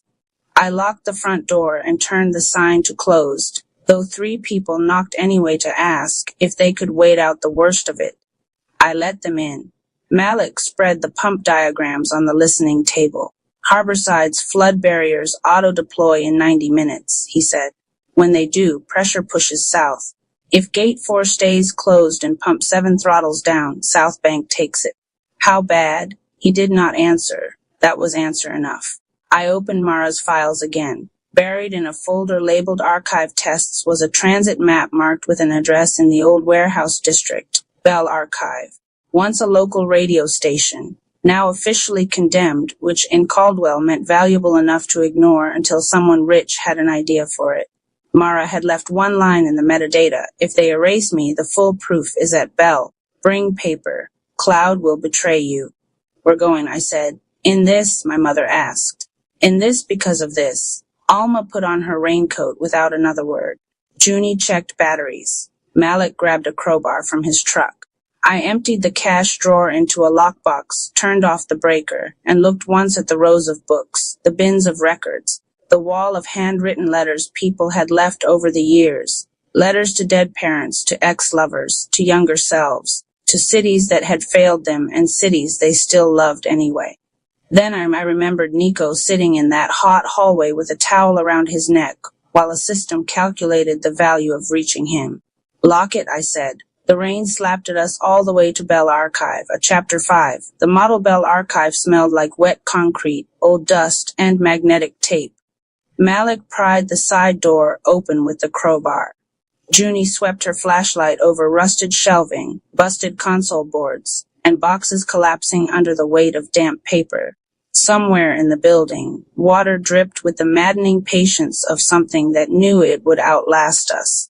This is where she hid it, Junie whispered. This is where people used to keep things before they trusted terms of service, Alma said.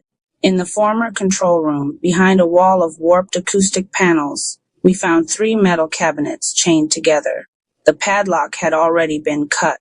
For one awful second, I thought we were too late. Then I saw Mara's handwriting inside the first drawer.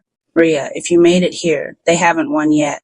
There were drives, paper binders, printouts, and a stack of old community call logs from heat waves, blackouts, and flood seasons going back 15 years. Handwritten welfare checks, church van routes, library cooling room rosters, pharmacy volunteers, informal childcare lists, neighbors with spare generators. Rooftops marked safe for pigeons and people alike. Junie held up one binder. This isn't just evidence. No, I said. It's a competing reality. On the biggest drive was Mara's real project, not Civic Pulse. Commonade her notes were concise and furious. Official model overweights spending continuity and tax preservation. Underweights mutual aid capacity, neighborhood redundancy, informal care networks, and trust density. Result, districts with high poverty and high solidarity are misread as unstable instead of resilient. They do not just extract from vulnerable neighborhoods. They misunderstand them on purpose because understanding would require redistribution. Malik let out a long breath through his nose. She proved South Bank survives because of each other, not because of them. And that makes us inconvenient, I said. Further down in a folder called Body License was the part that made me sit down. Insurance partnerships, wellness app brokers, consent bundles hidden inside discount programs, pulse variability, sleep disruption, voice stress markers from smart assistants, household temperature shifts, purchase hesitation, search urgency, all fed, stripped of names, then reassembled into block-level predictions so fine-grained they might as well have been biographies. Junie stared at the screen. They mined our panic. I shook my head. They mined our bodies. A comment thread attached to the emergency model froze all of us in place. One executive asked whether South Bank's recovery assumptions could be adjusted upward because neighborhood self-organization often produced unexpected stabilization. A reply came from someone higher up. Do not normalize volunteer behavior into planning baseline. Mutual aid creates false positives and weakens premium service segmentation. Alma made a sound I had only ever heard from her once before in the ICU when a family had been told the wrong time. False positives, she said. Imagine calling kindness a statistical error. Junie looked from the screen to me. If we post this, the platforms will bury it. Not if we don't post it alone, I said. She understood immediately. Creators, neighborhood newsletters, pirate streamers, church text trees, school listservs, group chats, the old radio hobbyists who kept mesh nodes on rooftops for fun and paranoia. Fragmented attention had a weakness. It scattered authority, too. Mara had printed one final note and taped it to the monitor with yellowing cellophane. The system's greatest weakness is that it confuses visibility with legitimacy. Make them watch. Lightning flashed blue through the broken windows. Then the whole building went dark. Chapter 6. Blackout choir by the time we got back to the switchyard. The power was gone across half the district. The storm had knocked the city into one of those old-fashioned silences that only happen when enough machines stop at once. No compressor hum, no traffic lights. No ad screens, just rain, wind, sirens, voices, and from somewhere down the block, a baby crying with unwavering commitment. People were waiting under our awning with backpacks, grocery bags, one bird cage, and the specific look human beings get when they have realized help may not be coming in a format they recognize. So we opened. The back room became medicine storage. The fiction shelves became a seating line for elders. Junie rigged 2 battery packs to a projector and aimed it at the wall above the essays section. Malik biked to the public clinic and back 3 times with coolers of insulin and paper intake forms. My mother commandeered the listening table and turned it into a triage station with a blood pressure cuff she seemed to have materialized from thin air. I tore butcher paper into 3 strips and taped them to the wall. Need have checked today at first, the notes went up in neat handwriting. Need charger for oxygen concentrator. Have dry blankets, apartment 3B. Check on Mr. Alvarez, can't hear well, tower 2. Have 2 fans if someone has extension cord. Then the room filled and neatness lost its little war against urgency. Children carried messages between shelves like runners in some very literate emergency. A barber from down the block fixed a hand crank radio with a fork. The bakery sent over bread before their freezer failed. Someone found candles. Someone else found matches. a teenager with silver eye makeup, admitted he had never written a letter before, and then sat at the stationery table, composing 3 in a row, one to his grandmother upstairs because she was too angry to speak to him directly. Junie crouched by the projector, routing Bell archive files through a ragged little network of rooftop nodes. No major platform logo, no soft moderation. Just a bare feed with evidence, maps, clips, and instructions on how to mirror it farther. This is going everywhere strange, she said. Good, I said. Your mother is trending on 6 neighborhood servers. Alma did not look up. Tell the servers to wash their hands. Near midnight, when the rain eased for almost 10 minutes, somebody asked if we could play music. I hesitated. Power was rationed. Batteries mattered. Then Malik, dripping on the mat with a crate of bottled water slung over one shoulder, said, "Play one." So I put on a record with the hand-powered backup turntable. An old soul album, warm brass, slow drums, a voice rough enough to trust. The room changed. Not healed, not saved. Changed. People started breathing in time with something other than their own fear. Alma sat beside me for the length of the second song. You know what a healthy heart does, she asked. Mostly inconveniences cardiologists. She smiled. A healthy heart answers. It speeds up, slows down, adjusts. It doesn't optimize. It responds. Across the room, Junie was showing 2 kids how to tape pages over the windows in case the glass blew. Malik bent over the knead wall with a marker between his teeth, tying delivery routes together by hand. An old man I only knew as Mr. Klein was teaching 3 strangers how to siphon rainwater into clean buckets. Nothing in Civic Pulse would have called this premium service.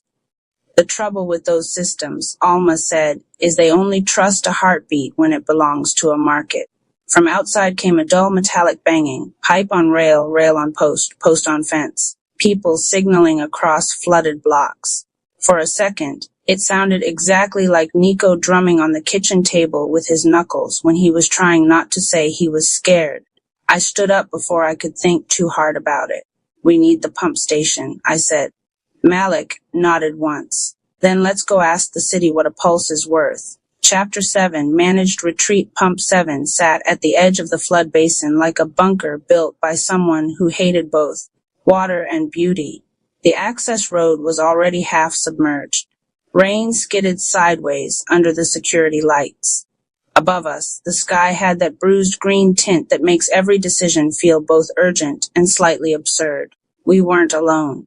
By the time we got there, 30 people from South Bank had arrived with flashlights, bikes, carts, a church van, 2 dogs in reflective harnesses, and 3 homemade signs made from torn cardboard. Junie's feed, mirrored now on neighborhood nodes all over the city, had done its work. People had seen the documents. They had seen the district labels. They had seen the line about deferred recovery being acceptable. It is a beautiful and terrible thing, how fast a crowd can become precise when it realizes the paperwork has already decided it's suffering. A city utility truck blocked the lower gate. 2 security contractors stood under the awning, trying to look like weatherproof authority.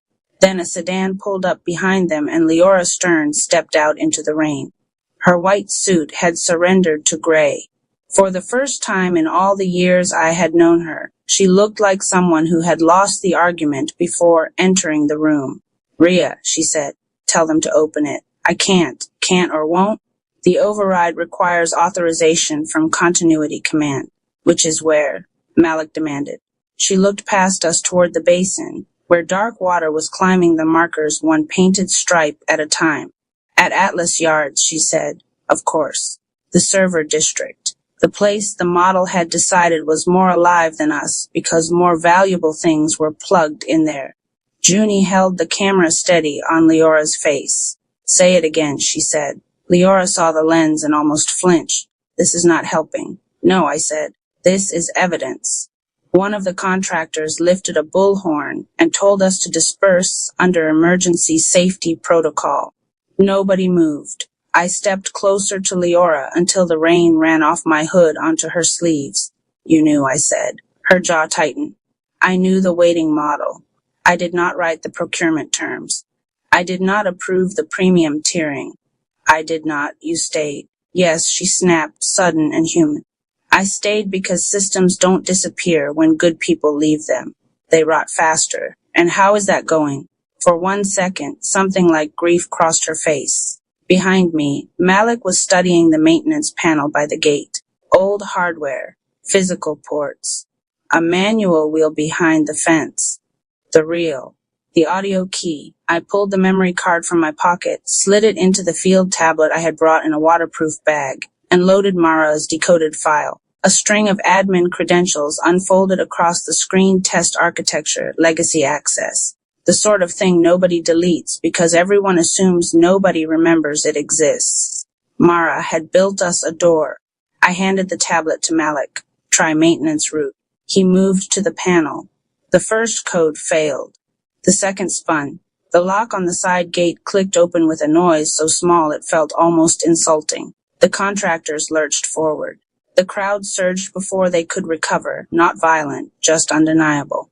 Bodies with reasons. Bodies with memory. Leora caught my arm. If you redirect the flow, she said, Harborside floods. Harborside has private barriers, backup pumps, raised garages, and insurers who answer the phone. It also has the tax base that keeps the hospitals open. I looked at her, really looked. You think I believe money and life are different things, I said. The problem is you stopped believing they were. Water sloshed over the lower step. Malik shouted from inside the gate. Manual wheels jammed. 6 people pushed past me to help. Pipe wrench. Crowbar. Shoulder against metal. Junie climbed onto a utility box and aimed the projector she had dragged all this way at the side of the pump station wall. The leaked document sprang huge and ghostly across the concrete. Deferred recovery, acceptable premium service segmentation, mutual aid creates false positives. The rain turned every word into a trembling verdict. Somewhere beyond the basin, sirens changed pitch. Leora stared at the wall, at the crowd, at the water climbing into the lives her model had named manageable. Then very quietly she said, there's a secondary diversion channel. Old rail cut. It was decommissioned. Malik heard her. Can it take enough? If you open both in sequence. Why didn't the model choose that? Leora almost laughed. Because it protects no premium assets. He held out his hand. For a moment I thought she might refuse. Then she took off her badge, slapped it into his palm, and said, 3 turns right. Hard stop. Then left on my marca, Chapter 8. Manual override water does not rush the way movies promise. It arrives with muscle. The basin lifted by inches, and then by conviction. Rain hammered the catwalk. The crowd split into tasks without anyone naming them. Brace the wheel, move the van, get the elders uphill, sandbag the side channel, keep the children back. Hold the flashlight steady. Keep filming. Stop filming. Help. That last one was Junie. At some point she lowered the camera and never picked it back up. Malik and 3 utility workers, actual city workers, now not contractors, leaned into the manual wheel until their backs looked like ropes. On the second turn something metal screamed.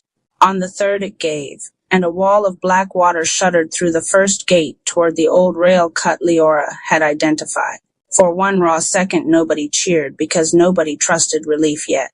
Then the diversion channel caught. Not enough, but enough to matter. Across the basin, lights flared on in Harborside Towers where backup generators had kicked in. And then because reality is never as clean as any model hopes, 3 pickup trucks came down from that direction loaded with portable pumps and boxed sandbags. People jumped out in rain slickers, so expensive I almost resented them on sight. One of them shouted, we saw the feed. Where do you need us? Malik pointed without looking up. That was the moment something in me cracked open. Not forgiveness, not exactly, and not optimism either. Just the old hard certainty that the worst people in a city are never all the people in it. The switchyard flooded to the ankles around 2 a.m.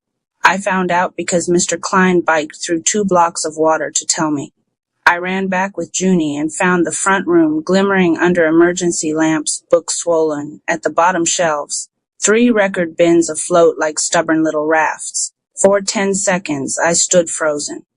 Then Junie shoved plastic storage totes into my arms and said, letters first. So we saved the wall. We peeled down notes, envelopes, postcards, years of strangers trusting paper with what they could not say aloud. We packed them into tubs and shoved the tubs onto the highest shelves. Water climbed around our shins, cold and brown and full of city. A first edition can be replaced. Somebody's apology to their dead father cannot. When we got back to Pump 7, Malik was bleeding from a gash above his eyebrow and grinning like a man too tired to lie. Second channel's holding, he said. Leora stood a few feet away in soaked clothes, no badge, one hand over her mouth, as if she could keep the whole city from entering her that way. The crest came just before dawn. By then people on both sides of the basin were working the same line. Harborside volunteers with clean gloves beside South Bank teenagers in liquor store ponchos. Nurses. Delivery riders. Church aunties. Insomniac coders. One dentist for reasons no one clarified. The old rail cut carried the worst of it away into an industrial yard nobody had loved in 20 years. As the water began to level, someone started striking a wrench against the rail in a steady beat. Someone else answered from farther down. Then another, steel to steel, post to fence, palm to truck hood. The sound spread through the dark like a signal older than language. A heartbeat. I closed my eyes, and for the first time since Nico died, I did not hear absence in that rhythm. I heard arrival, chapter 9. Aftercare, everybody wanted the scandal to have one face. It didn't. It had a board, a procurement memo, 6 elected signatures, 9 subcontractors for insurers, 2 wellness app brokers, 1 emergency declaration, and 1 million people who had clicked accept because the heat was already here, and there were always groceries to order and forms to file and days too short to read the fine print. Civic Pulse was suspended within a week. Pulse House denied wrongdoing in 3 languages and 1 beautifully evasive press release. The city announced an independent review. Journalists who had ignored South Bank for years discovered a sudden interest in our sidewalks. Leora testified before the review panel and, to her credit or shame or both, did not pretend she had merely been in the room by accident. Morrow still existed after that. Of course it did. So did the grocery apps, the automated filing systems, the routing engines, the predictive dashboards. The little efficiencies that make surrender feel modern. But some of the doors closed. Some of the permissions were forced into daylight. Some of the old inevitabilities lost their tone of voice. The switchyard smelled like bleach and damp paper for most of August. Malik rebuilt the lower shelves on weekends with reclaimed oak from a school gym demolition. He said the wood had character. I said splinters were not character. He kissed me with sawdust on his wrist, the first time while Junie was out front interviewing a poet who had become briefly famous for calling premium tier evacuation subscription feudalism on the pirate mesh. Junie's documentary, cut from blackout footage and neighborhood testimony, refused every platform deal that required tone balance. She released it through a patchwork of memberships, libraries, community screenings, and the same rooftop network that had carried the leak. She made less money than she deserved and more trust than most media companies. My mother joined the new District Response Council and scared 3 deputy administrators into plain speech within the first meeting. And the city, after much embarrassment and not enough repentance, funded something smaller instead of something shinier, not another Pulse. A set of neighborhood weather rooms in libraries, schools, and storefronts. Opt-in only. Paper backups mandatory. Public oversight. No biometric streams. No premium tiering. Aid maps that included pharmacies, spare rooms, bilingual neighbors, accessible vans, and who kept extra batteries because they had lived through enough already to know better. A system designed, at least on its good days, to ask communities what they already knew before pretending to inform them. On the first cool evening of September, I put a new sign in the window. Water-free letters 50 listening, Sunday 7 p.m. NO app necessary. People stopped and smiled at it as if it were a joke and a prayer at once. Later, after closing, I opened the last envelope from Mara that had surfaced between 2 wet binders. Inside was one sentence. The opposite of extraction is attention. I sat with that for a long time. Outside, Caldwell kept being Caldwell. Uneven, loud, overbuilt, undercared for, funny, furious, tired. Sirens in one direction, music in another. Delivery bikes, thunderheads, train brakes. Children yelling over a ball game in the alley.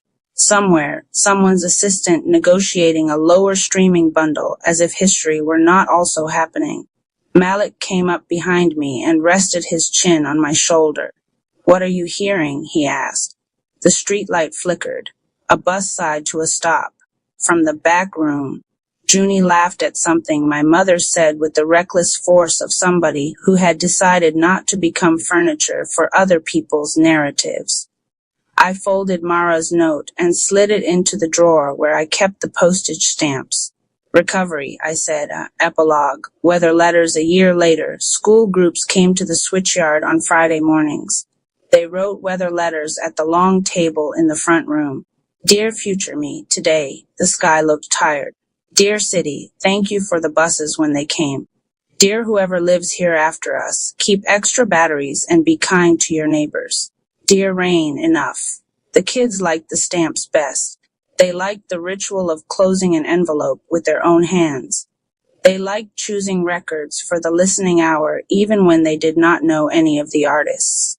They liked asking my mother questions she answered too honestly. Sometimes I let them use her old stethoscope.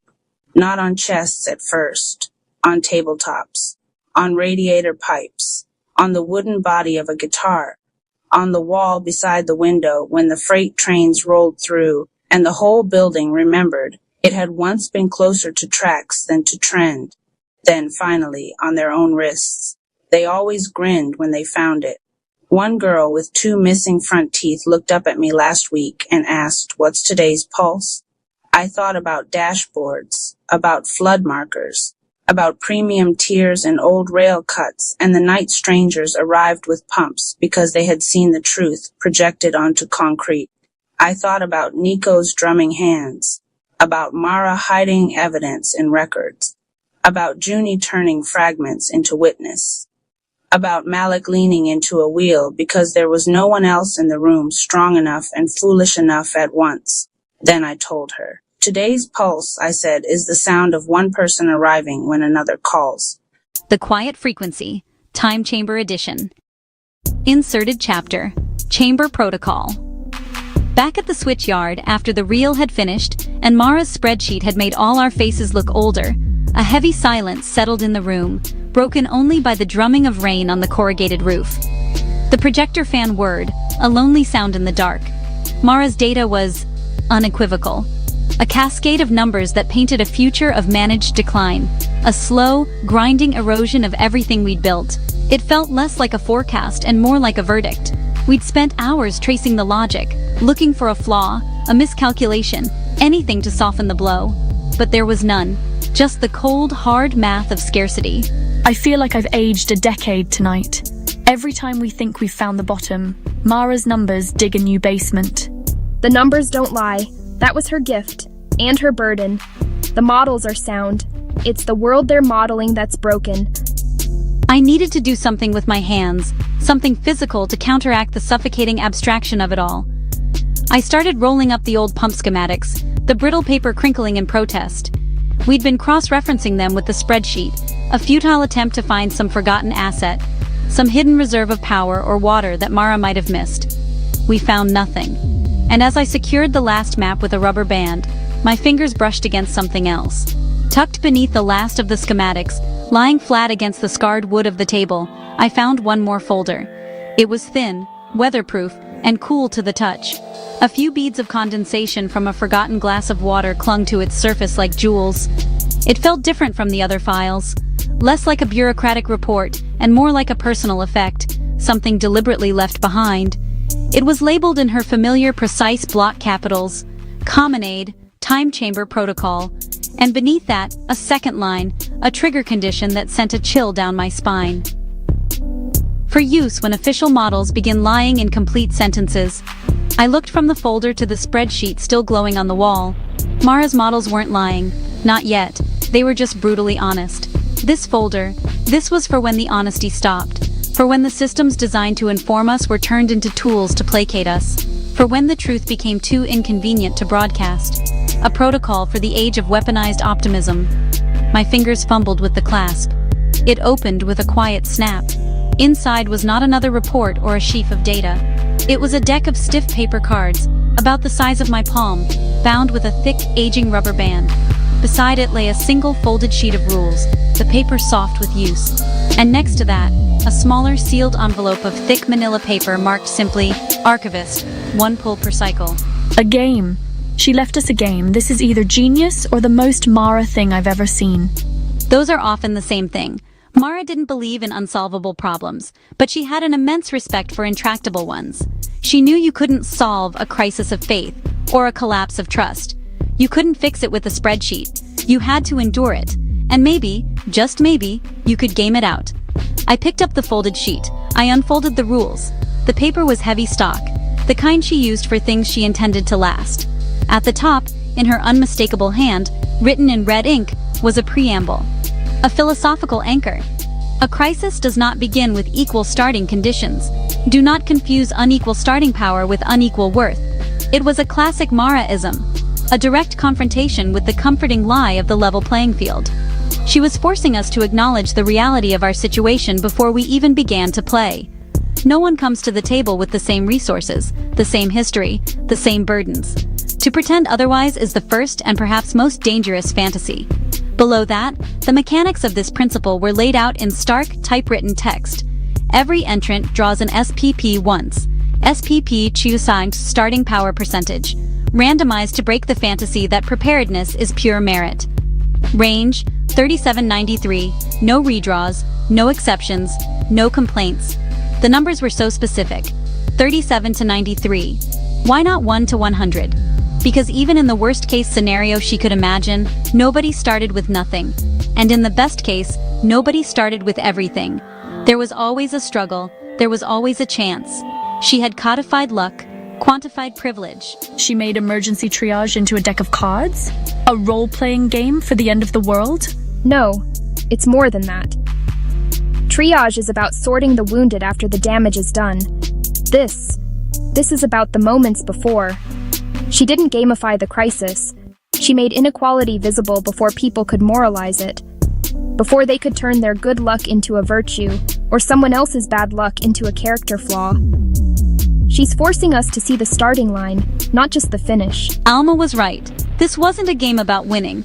It was a tool for understanding, a way to practice empathy under pressure. My gaze fell back to the table. Beneath the main deck of percentage cards, I could see the edges of other, smaller stacks. I carefully slid the main deck aside. There were 4 smaller stacks beneath the percentage cards, each stamped with a different symbol, inked in black. They felt like suits in a tarot deck, archetypes of survival. A shield, for defense, for infrastructure, for holding the line, the power to protect. A river, for logistics, for resources, for the flow of goods and people, the power to provide. A scale, for justice, for diplomacy, for arbitration and rules, the power to decide. An eye, for information, for insight, for knowing what others don't, the power to see. These were the currencies of the coming world, the fundamental pillars of any society trying to hold itself together. I turned over the sheet, my heart beating a little faster. The front page was the philosophy. This, I suspected, would be the procedure. Book 1 Underverse Protocol. The sky didn't darken. It tightened, like a fist closing slowly around the planet. Grand entrance to the stage of your day. Let it be a vibrant force of graceful movements of prosperity in every form. RP Radio. Love the content. Drop a comment, share this with others, and subscribe for more content. Cash App Dollar Rap Palace 214 Chapter 1. The Measuring the First Anomaly appeared in silence. No explosions. No invasion alarms. No dramatic tear in the sky. Just a subtle distortion in gravity, so slight that only those disciplined enough to feel their own breath noticed it. Civil Surfer Rap did. He was standing at the highest terrace of the Rap Palace when his knees bent an inch without him commanding them to. He didn't resist. He leaned into it. Something's pulling, he said softly. Inside the council hall, Archivist Rapp's slate flickered with symbols never before recorded. Not terrestrial glyphs, not palace-born sigils. Astral compression signatures. Professor Rapp walked to the open archway and looked upward. The stars were still there, but they were dimmer, not obscured, absorbed. We're not being attacked, he said quietly. We're being evaluated. Grand entrance to the stage of your day. Let it be a vibrant force of graceful movements of prosperity in every form. RP Radio. Love the content. Drop a comment, share this with others, and subscribe for more content. Cash App Dollar Rap Palace 214 miles above Earth's atmosphere. A vessel existed between light and absence. It did not travel. It anchored. Its hull was not metallic. It was matte void, devouring radiation and returning nothing. Engines silent. Movement imperceptible. Inside, figures stood motionless. Tall. Armored. Eyes reflecting no color. Their creed was carved into their neural architecture. Only what survives pressure deserves continuity. They had detected something rare. A planetary zone of stabilization. A society compounding without collapse. A leader correcting himself instead of conquering others. This was not common. It demanded testing. Grand entrance to the stage of your day. Let it be a vibrant force of graceful movements of prosperity in every form. RP Radio. Love the content. Drop a comment, share this with others, and subscribe for more content. Cash App Dollar Rap Palace 214 back at the palace. Nexa Rap felt it as contraction. She clutched her sternum, breath shortening. Distance just compressed globally, she whispered. Not emotional distance. Spatial. Relational energy across the city was folding inward unnaturally. Mama Ama Rap steadied her. That's not human, she said. No, Nexa replied. It's architectural. Grand entrance to the stage of your day. Let it be a vibrant force of graceful movements of prosperity in every form. RP Radio. Love the content. Drop a comment, share this with others, and subscribe for more content. Cash App Dollar Rap Palace 214. The black sun phased into visibility at noon. It did not block light. It bent it. A sphere of absolute density hovered high above the horizon, casting no shadow yet distorting everything beneath it. Panic spread instantly across the city. Phones failed. Compasses spun. Birds fell silent mid-flight. The underverse had arrived. Grand entrance to the stage of your day. Let it be a vibrant force of graceful movements of prosperity in every form. RP Radio. Love the content. Drop a comment, share this with others, and subscribe for more content. Cash App Dollar Rap Palace 214. The first emissary did not descend in flames. It stepped downward through gravity, like it was stepping down stairs. When its boots touched stone at the palace gate, frost formed instantly around the contact points. Not ice. Absence of thermal exchange. It looked at Anonymous Cherry without hostility, without urgency. Identify command authority. Its voice was gravitational, less heard than felt. Anonymous stepped forward. We govern through discipline, he replied. The emissary tilted its head. Discipline is unstable under existential compression. Professor Rapp whispered behind him. They're not conquerors. Archivist Rapp finished the thought. They're auditors. Grand entrance to the stage of your day. Let it be a vibrant force of graceful movements of prosperity in every form. RP Radio. Love the content. Drop a comment, share this with others, and subscribe for more content. Cash App Dollar Rap Palace 214 without warning. The suppression field activated. Gravity tripled. The entire terrace cracked. Windows shattered outward. Citizens dropped to their knees across the city as lungs struggled under invisible weight. Snake Chi surged instinctively inside Anonymous, purple aura flaring. He held it. Not yet. The emissary watched carefully. Reactive, it observed. Expected. Grand entrance to the stage of your day. Let it be a vibrant force of graceful movements of prosperity in every form. RP Radio. Love the content. Drop a comment, share this with others, and subscribe for more content. Cash App Dollar Rap Palace 214. Civil Surfer Rap bent into the weight instead of pushing against it.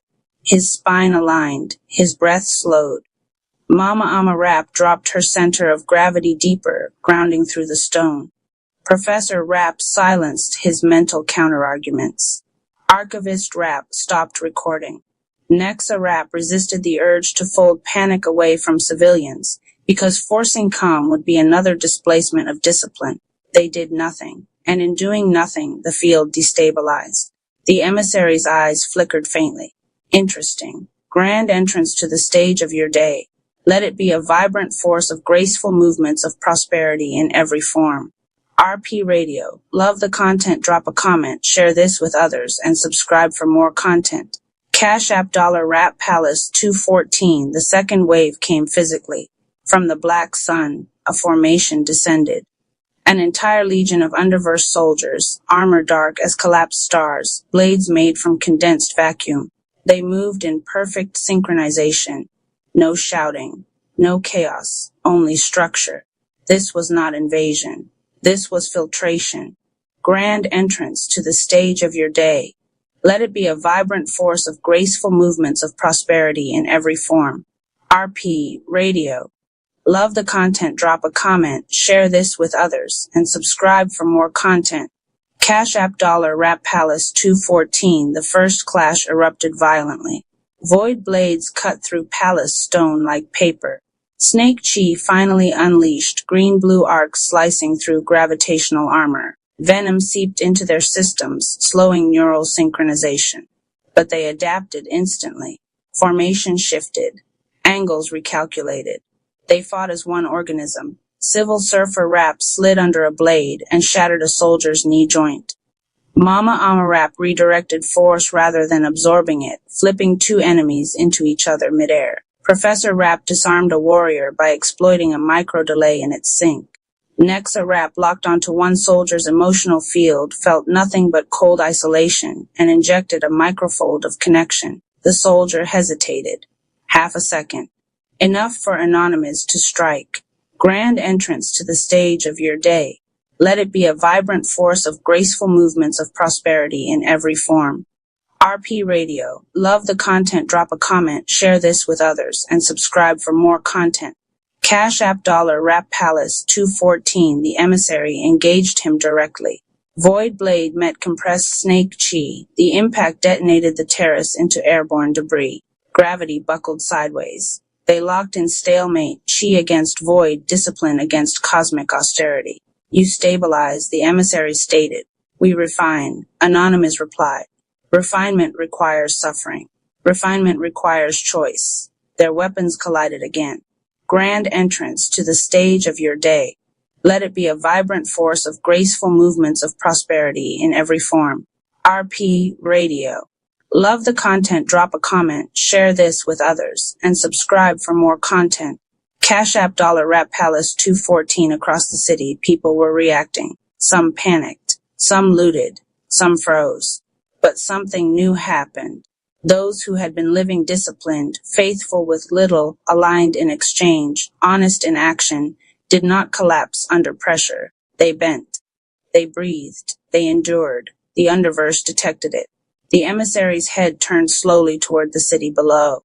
This world has multiple stabilizers. Archivist Rapp stepped forward. We multiply authority, he said, not dependency. The emissary paused. Its armor pulsed faintly. The Legion retreated 2 steps, not defeated. Assessing. Grand entrance to the stage of your day. Let it be a vibrant force of graceful movements of prosperity in every form. RP Radio. Love the content, drop a comment, share this with others, and subscribe for more content. Cash App $Rap Palace 214. High above, the black sun pulsed brighter. Phase 1 had concluded. The underverse did not retreat from resistance. It escalated refinement. The emissary's voice echoed across the fractured terrace. Compression will increase. The black sun expanded. Air thinned. Time itself seemed to drag. This was no longer a physical test. It was existential. Would discipline fracture under sustained cosmic pressure? Would alignment survive prolonged darkness? Would stewardship hold when relief did not come quickly? Anonymous steadied his breath. Hold, he said calmly to the inner circle. No panic, no overreach, no premature attack. Just hold. The Legion lifted back into the sky. The black